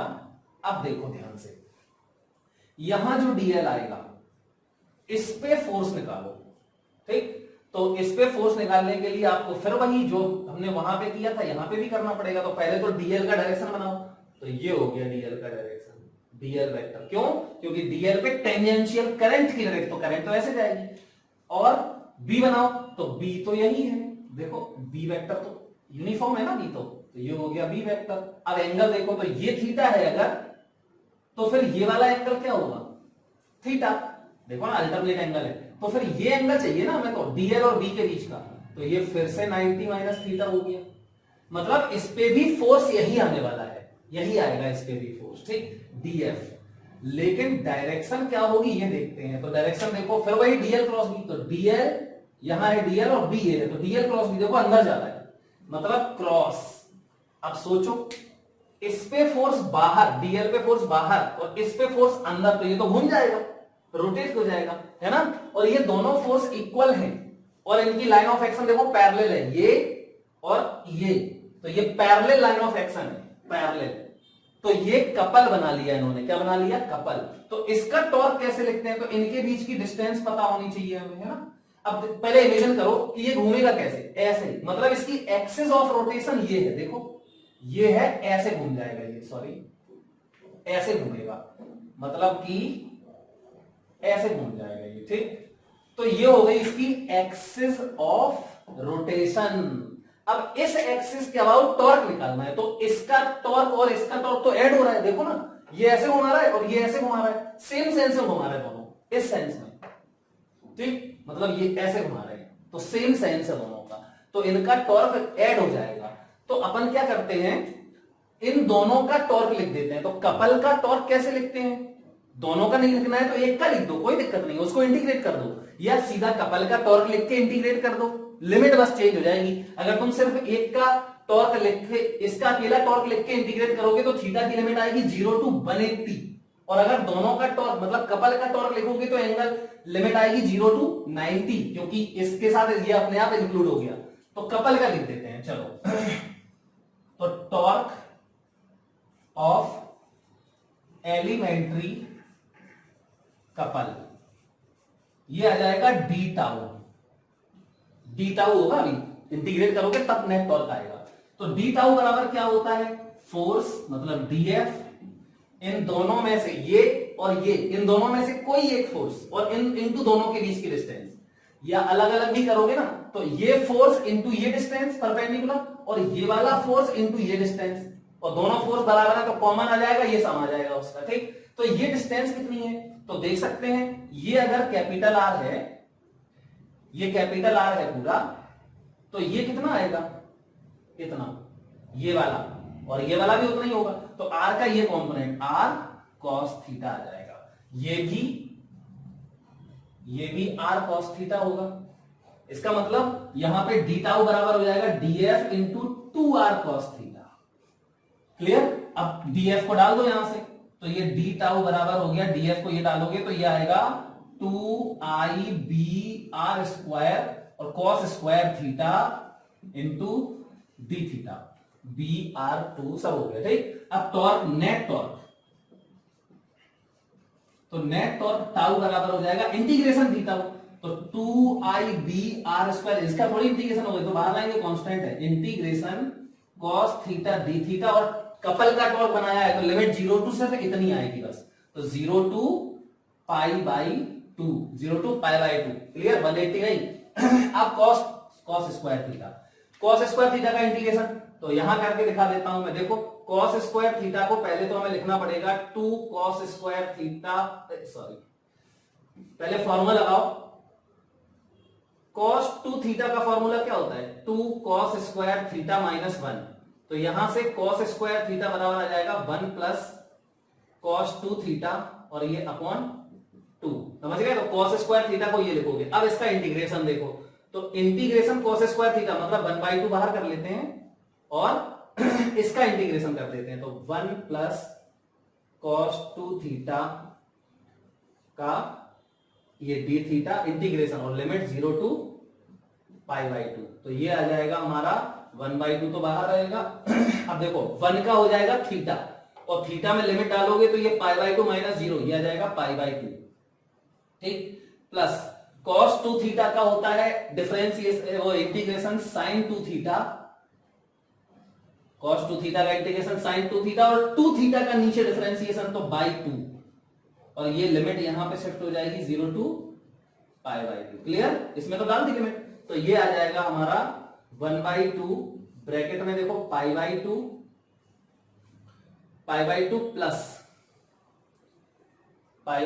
प्लस ये कितना आ जाएगा?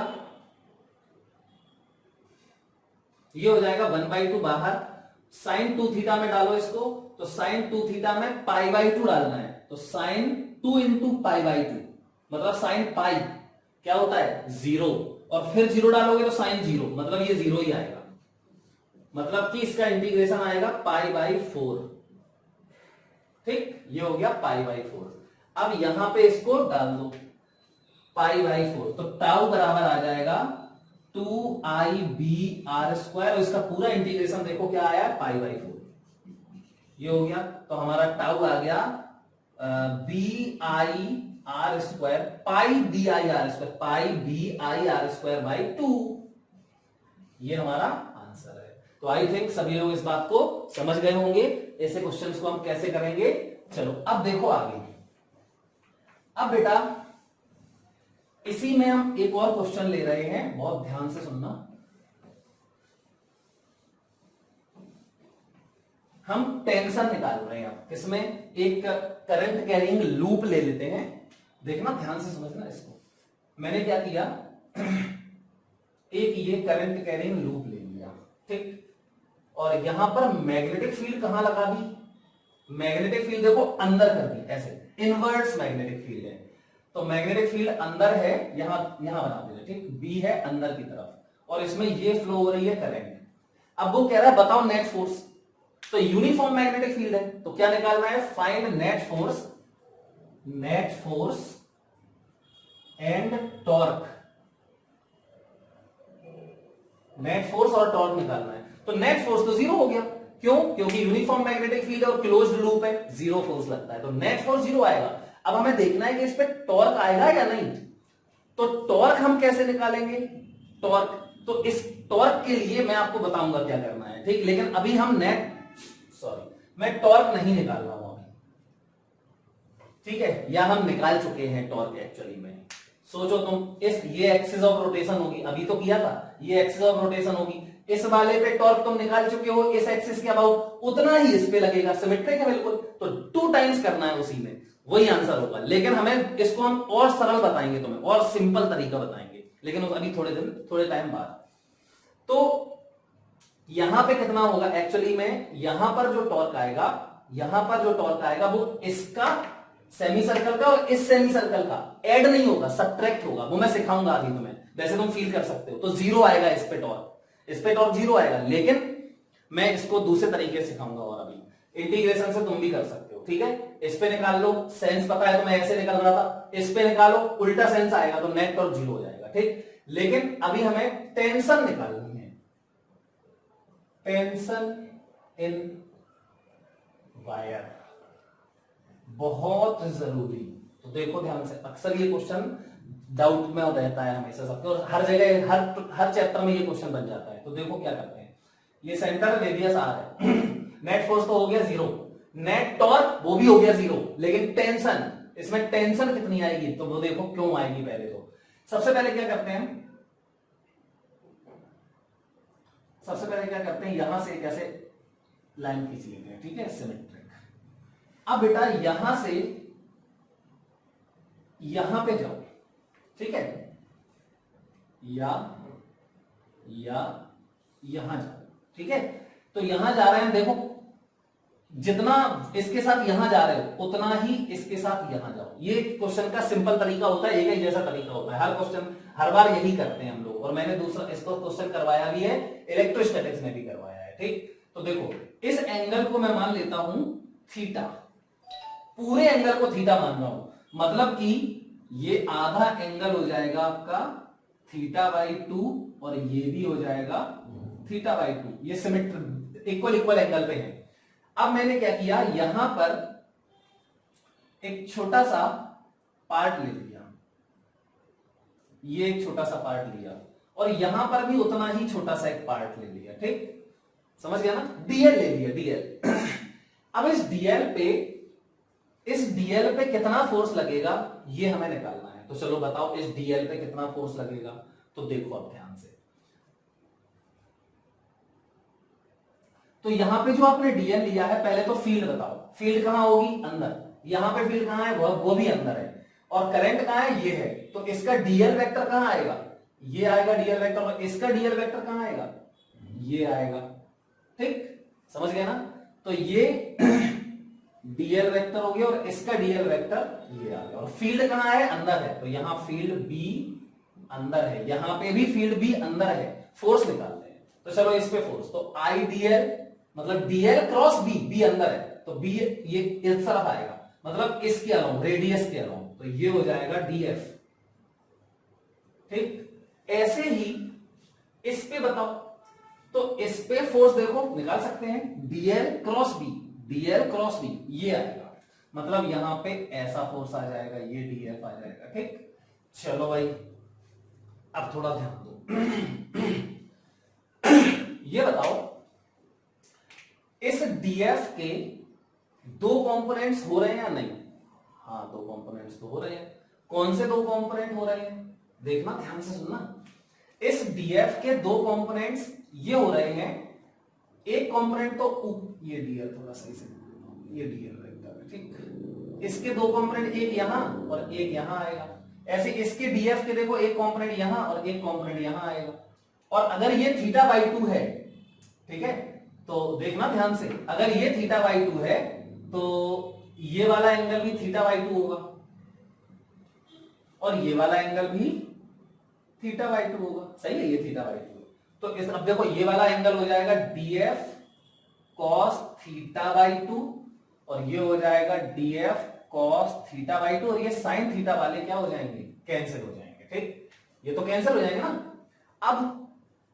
अब देखो, तो नेट फोर्स हमें निकालना है, हमें क्या निकालना है, नेट फोर्स। अब थोड़ा सा ध्यान दो, थोड़ा सा ध्यान देना, मैंने यहां पे क्या किया है एक्चुअली में, ये थोड़ा सा डायग्राम में फील कराना चाहता था आपको। अब एक्चुअली में क्या करना है हमें वो समझो अब आप लोग, ठीक। तो एक्चुअली में बेटा बहुत ध्यान से, ये मैं मिटा रहा हूं, ये सब बड़ा डायग्राम मैंने इसलिए बनाया ताकि आप समझ जाओ। अब मैं छोटा डायग्राम बना के आपको एक्सप्लेन करता हूं। डीएल क्या है ये तो मैंने बताया ही नहीं कि ये डीएल क्या है ना। तो अब देखो डीएल कहां है वो बताता हूं। तो ये डायग्राम क्लियर है, चलो अब देखो एक्चुअली में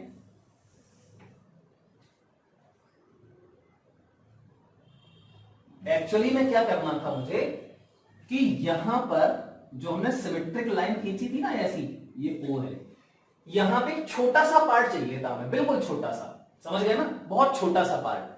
तो मैंने इतना ये पार्ट ले लिया, मान लो ये वाला पार्ट, ठीक, यहां से यहां तक का पार्ट मैंने चूज कर लिया। अब ये वाला पार्ट, ये P मतलब कि इतना पार्ट, आधा ये और आधा ये मेरे डीएल है, एक ये डीएल है और एक ये डीएल है, ठीक, क्लियर। अब इस छोटे छोटे बहुत छोटा सा पार्ट लिया है मैंने, तो इस डीएल पे फोर्स कहां लगेगा और इस डीएल पे फोर्स कहां लगेगा, अभी मैंने बताया। अब ये बहुत छोटा है तो आप यहीं पे मान सकते हो कि यहीं पे फोर्स लग रहा है, छोटा सा है बिल्कुल।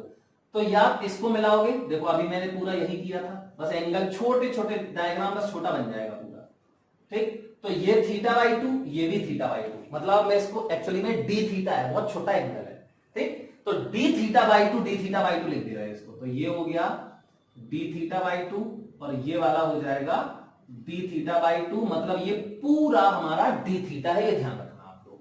चलो अब ये देखो, ये कर्व है, छोटा सा कर्व, तो इस डीएल पे फोर्स कैसे लगा था अपना फोर्स, रेडियली आउटवर्ड, ऐसे। इस डीएल पे फोर्स कहां लगा, इस डीएल पे फोर्स रेडियली आउटवर्ड लगा था, ऐसे। इस डीएल पे फोर्स कहां लगा था, रेडियली आउटवर्ड, क्लियर। और इनके दो कंपोनेंट आए थे, दो कंपोनेंट आए थे, एक आया था हॉरिजॉन्टल और एक आया था ऐसा वर्टिकल, ऐसे ही इसका भी एक हॉरिजॉन्टल और एक ऐसा वर्टिकल। ये हॉरिजॉन्टल वाले तो कैंसिल हो गए थे क्योंकि ये थे DF sine theta by to, DF sine theta by to, मैं उस अब मैं डी थीटा बाई टू लिखूंगा, ठीक। ऐसे इसका भी ये था क्या, DF sine D theta by two, ये तो कैंसिल हो गए थे और ये वाले ऐड हो गए थे, तो ये कौन से थे, ये थे DF cos D theta by to और इसका भी यही था, और ये क्या थे, ये वाले थे डीएफ डीएफ, ये डीएफ डीएफ थे, ठीक। जो DF cos theta by two ये है, यही वही ये वाला है, ठीक। अब देखो दोनों ऐड हो गए, कौन से, ऊपर ऐड हो गए दोनों, ऊपर की तरफ, मतलब अगर मैं इस छोटे से पार्ट का, देखो इसको ऐसे बनाता हूं मैं, ठीक है, ऐसे। अब मैं अगर देखूं और यहां पे ये वाला डायग्राम पूरा, मतलब उसको उठा के मैंने यहां पे शिफ्ट कर दिया डायग्राम को, ऊपर की तरफ कितना फोर्स लग रहा है इस पे, ऊपर की तरफ लग रहा है DF 2 times DF cos D theta by to. अब ये बाई टू से बाई टू काटना देना, वो डी थीटा के अंदर है, ठीक, कॉस के अंदर है वो।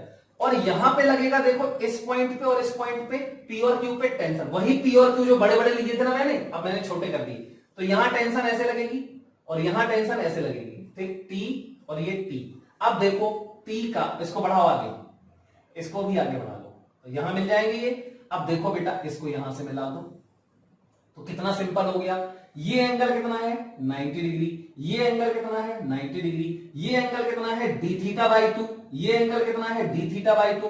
तो फिर इस ट्राइंगल में देखो, इस ट्राइंगल में ये वाला एंगल कितना आएगा, ये वाला, अब ये डी थीटा बाई टू है, ये 90 है, तो ये कितना बचेगा 90 minus D theta by to, है ना। तो फिर अब देखो ये टेंशन और ये टेंशन, इनके भी दो कंपोनेंट करो, तो एक इस टेंशन का एक कंपोनेंट यहां जाएगा, एक कंपोनेंट नीचे आएगा, इस टेंशन का एक कंपोनेंट यहां जाएगा, एक कंपोनेंट नीचे आएगा। अब देखो ये अगर 90 माइनस थीटा बाई टू है, तो फिर ये फिर से डी थीटा बाई टू हो जाएगा, तो ये हो गया डी थीटा बाई टू और ये हो गया डी थीटा बाई टू। और थीटा भी लिख सकते हो, डी थीटा नहीं लिखना है तो थीटा लिख देना, ठीक। तो थीटा बाई टू थीटा, लेकिन वो है बहुत छोटा।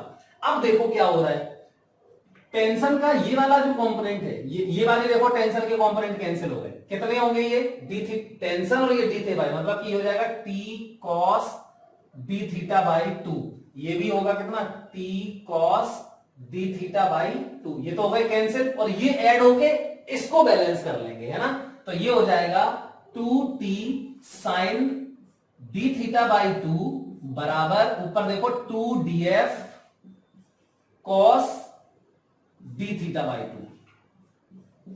समझ में आई बात, मतलब हुआ क्या, एक बार एंगल फिर से देख लो, ये डी थीटा बाई टू है, तो ये वाला अगर डी थीटा बाई टू है तो ये वाला डी थीटा बाई टू होगा और यहां पे ये वाला डी थीटा बाई टू होगा, ठीक। चलो बिल्कुल क्लियर है। अब बेटा साइन डीएफ ये D theta by to cos sine, ठीक है। अब इसमें एक बात सोचो, सबसे पहले ये बताओ, कुछ गड़बड़ हो गया क्या एंगल में, ये डी थीटा बाई टू है, ये डी थीटा बाई टू है, ये 90 माइनस डी थीटा, ये D theta by to, tension का ये टी कॉस कॉस खत्म, साइन वाले ये ऐड हो गए और ये वाला कॉस आ रहा था, ये कॉस ही आएगा ना, ये डीएफ कॉस और ये डीएफ साइन, डीएफ कॉस, सही है।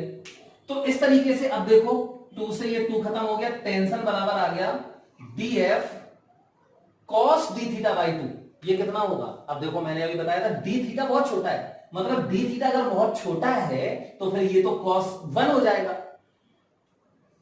D theta is very small, मतलब ऑलमोस्ट टेंडिंग टू 0, तो फिर cos d थीटा बाई 2, तो और भी d थीटा बाई 2 और भी छोटा हो जाएगा, मतलब कि ये हो जाएगा 1, cos 0 1 होता है, तो ये 1 हो जाएगा। और साइन में साइन d थीटा बाई 2, आपको याद होगा साइन थीटा बराबर थीटा, मतलब ये हो जाएगा तुम्हारा d थीटा बाई 2। क्लियर?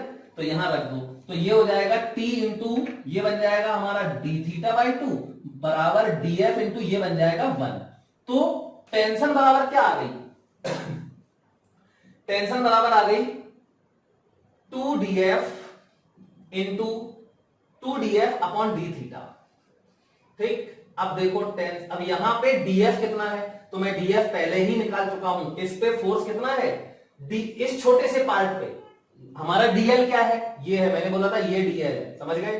तो force on dl, force on dl, where dl is, अब देखो ध्यान से, dl ये है, ये भी dl है, आधा ये आधा ये, तो ये dl होगा r, ये तो r है, तो r into D theta by 2, तो dl बराबर फोर्स ऑन dl, अरे छोड़ो, फोर्स ऑन dl, तो ये df बराबर हो जाएगा i into B into dl, I D B L into sine theta, और साइन थीटा 90, साइन 90 है, क्योंकि वो आईडीएल और बी अंदर है, उसके बीच का एंगल होता है, तो साइन 90 आएगा यहां पे, तो ये हो जाएगा।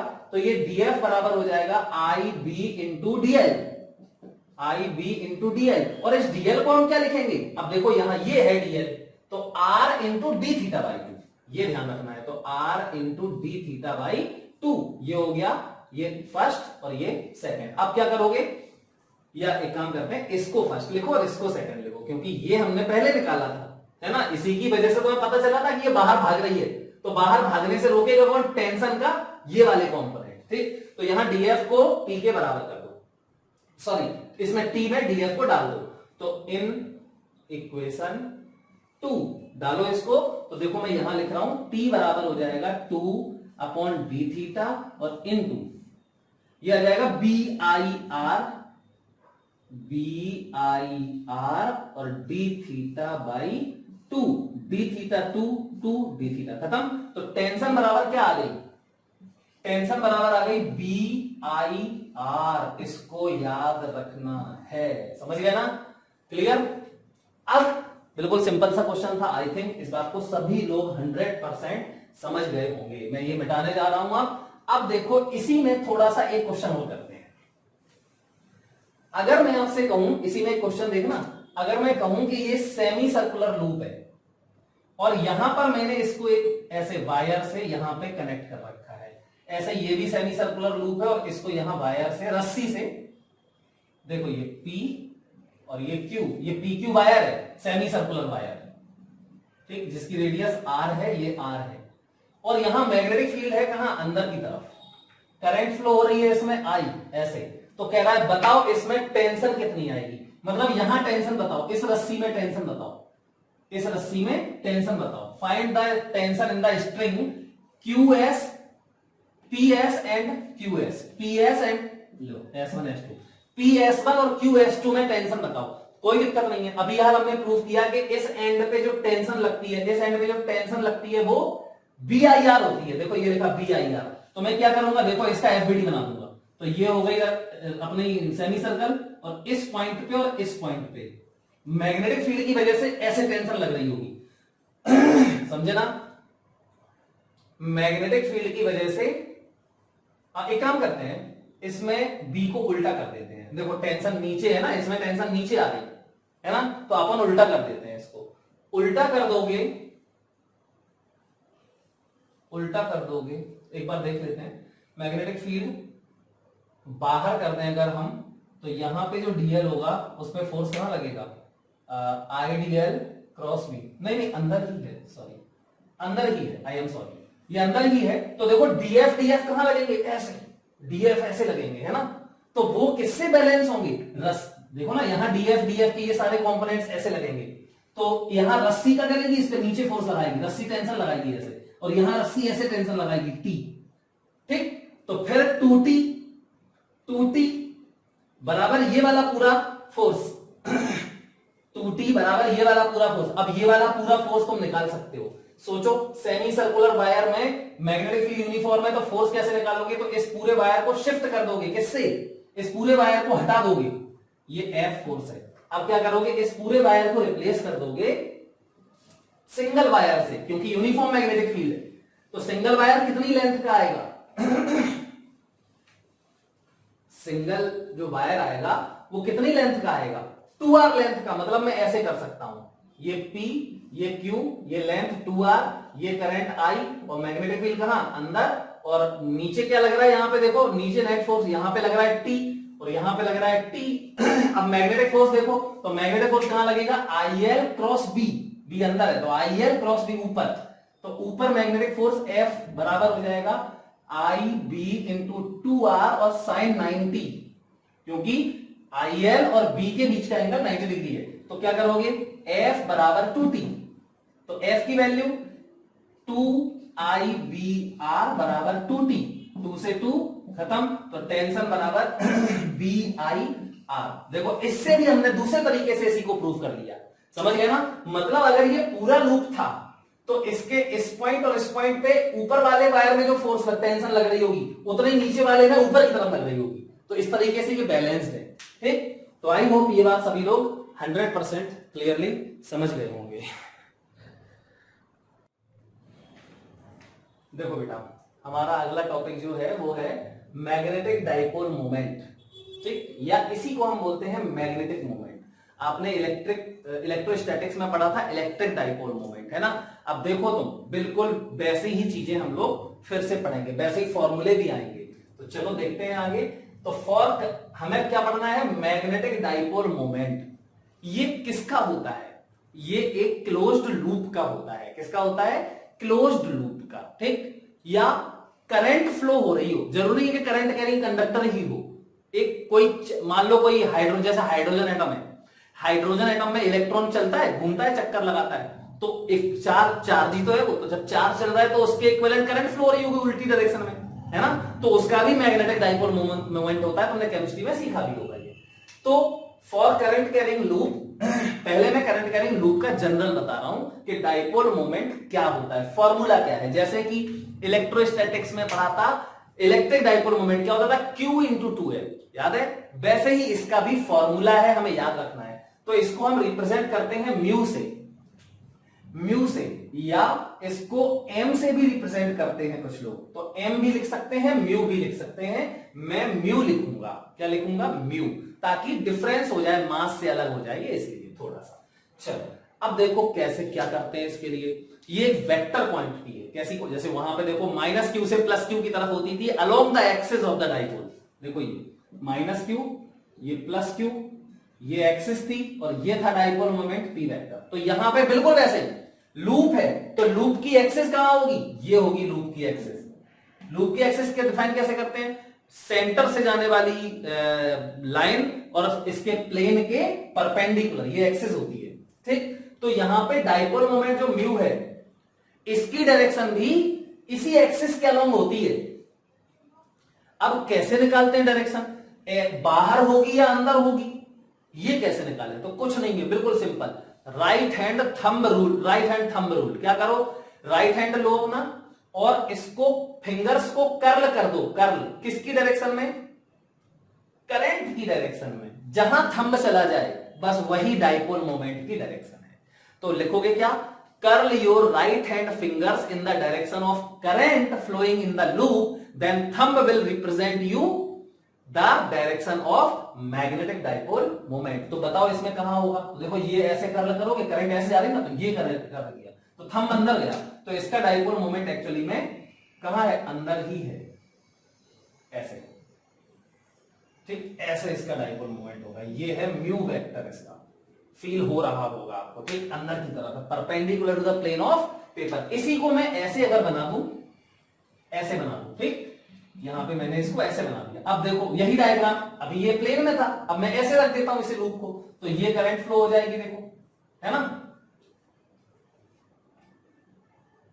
इसमें ये करंट फ्लो हो जाएगी ऐसे, और ये सेंटर है, इसका रेडियस r है। अब बताओ इसका डाइपोल मोमेंट, तो कुछ नहीं, बिल्कुल वही कर्ल करो फिंगर्स को तो देखो करंट ऐसे फ्लो हो रही है इसमें, ऐसे, तो क्या करोगे आप, ऐसे कर्ल कर दो, ये कर दिया हमने कर्ल, ठीक, ऐसे, क्लियर ना, ऐसे ये कर्ल करना है तो ये कर्ल किया, थंब देखो ऊपर जा रहा है, तो ये है इसका dipole moment mu vector,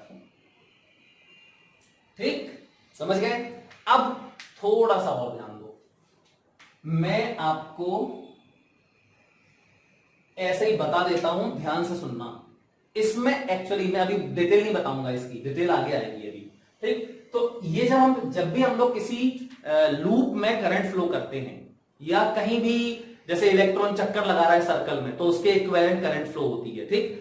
current carrying loop जब भी बनता है, चाहे वो वायर की वजह से बने या इलेक्ट्रॉन के घूमने की वजह से बने, जैसे भी बने, तो जब करंट कैरिंग लूप बनता है तो उसमें डाइपोल मोमेंट आ जाता है, ठीक। अच्छा, तो इसमें एक्चुअली में ये एक मैग्नेट की तरह काम करता है, क्या करता है, मैग्नेट की तरह, और इसमें साउथ पोल और नॉर्थ पोल डेवलप हो जाते हैं, क्लियर, साउथ पोल और नॉर्थ पोल डेवलप हो जाते हैं, ये मैंने अभी बता दिया है और ये ध्यान भी रखना है क्योंकि मैं आगे नहीं बताऊंगा दोबारा, अभी आएगा सोलेनॉइड, उसमें जरूरत पड़ेगी, तो मैं अभी बता देता हूं, साउथ पोल और नॉर्थ पोल डेवलप हो जाते हैं। अब कौन सा तरफ साउथ होता है, एक पोल यहां होता है, एक पोल यहां होता है, ठीक, साउथ कहां है, नॉर्थ कहां है, तो इसके लिए इसके ऊपर से देखो, एक बार नीचे से देखो, या एक तरफ से देख लो, ऊपर से देख लेते हैं, चलो मैंने ऊपर से इसको देखा, लूप को यहां से बैठ के देखा, ऐसे करके, ये लूप था, ऐसे करंट फ्लो होती है, यहां से देखा मैंने, अब मैंने मान लिया कि ये घड़ी रखी है, तो घड़ी की सुई के डायरेक्शन में चल रहा करंट या उल्टा, तो ये तो एंटी क्लॉकवाइज जा रहा है करंट, करंट तो ऐसे जा रहा है, घड़ी तो ऐसे चलती ना सुई, तो ये करंट ऐसे है, तो ये एंटी क्लॉकवाइज करंट दिख रही है। अगर आपको एंटी क्लॉकवाइज करंट दिखे जिस साइड से देखने पे, वो उस साइड नॉर्थ पोल होता है, तो यहां ये हो गया इसका नॉर्थ पोल और यहां होता है साउथ पोल, ये ध्यान रखना है, टेक्निक है ये। अब इस डाइपोल मोमेंट की डायरेक्शन बताओ क्या होती है, तो म्यू वेक्टर की डायरेक्शन हो जाएगी फ्रॉम साउथ टू नॉर्थ, ऐसे लूप के अंदर से, फ्रॉम एस टू एन, मतलब, और यहां देखो ये डाइपोल मोमेंट माइनस क्यू से प्लस क्यू की तरफ था, मतलब south pole is equivalent to negative charge, S pole is equivalent, बराबर नहीं होते, ऐसा ही टेक्निक बता रहे थे मैं याद रखने के लिए, is equivalent to minus Q charge, और इसका उल्टा नॉर्थ पोल लिख लेना, is equivalent to plus Q charge, इतना सिंपल है, ठीक। ये तो मैं पहले मिटा रहा हूं, ये मैं मिटा रहा हूं, ये तुमने लिख लिया होगा, ठीक, ये म्यू की डायरेक्शन और ये सब, अब मैं इसको मिटाता हूं, देखो आप ध्यान से, अभी मैंने सिर्फ म्यू की डायरेक्शन बताई है, ये भी मिटा रहा है, ठीक। अब देखो ये नॉर्थ पोल साउथ पोल ये भी मिटा रहा हूं मैं, क्योंकि अभी इनकी जरूरत नहीं है, लेकिन आगे बहुत जरूरत पड़ेगी, इन्हीं की जरूरत पड़ेगी। तो ये हो गया हमारा डाइपोल मोमेंट म्यू। अब म्यू वेक्टर को लिखते कैसे हैं, जैसे इसका डाइपोल मोमेंट P बराबर 2ql, ऐसे ही इसका क्या लिखेंगे, तो इसका डाइपोल मोमेंट होता है, तो देखो डाइपोल मोमेंट म्यू बराबर होता है किसी भी करंट कैरिंग लूप का, बराबर होता है करंट इनटू लूप ने जितना एरिया एनक्लोज किया है, तो ये क्या है, area enclosed by the loop, ये ध्यान रखना है। तो म्यू बराबर आई इंटू ए, तो म्यू बराबर आई, आई तो करंट है इसमें, और ए क्या है, इसका अगर रेडियस आर है, अगर इसका रेडियस आर है तो यहां ए बराबर पाई आर स्क्वायर हो जाएगा, ठीक। तो ये एग्जांपल था, जनरल फॉर्मूला ये है हमारा। आई थिंक इस बात को बिल्कुल 100% आप समझ गए होंगे। मतलब ये हुआ कि म्यू वेक्टर की डायरेक्शन तो ए वेक्टर की डायरेक्शन हो गई सही बात है।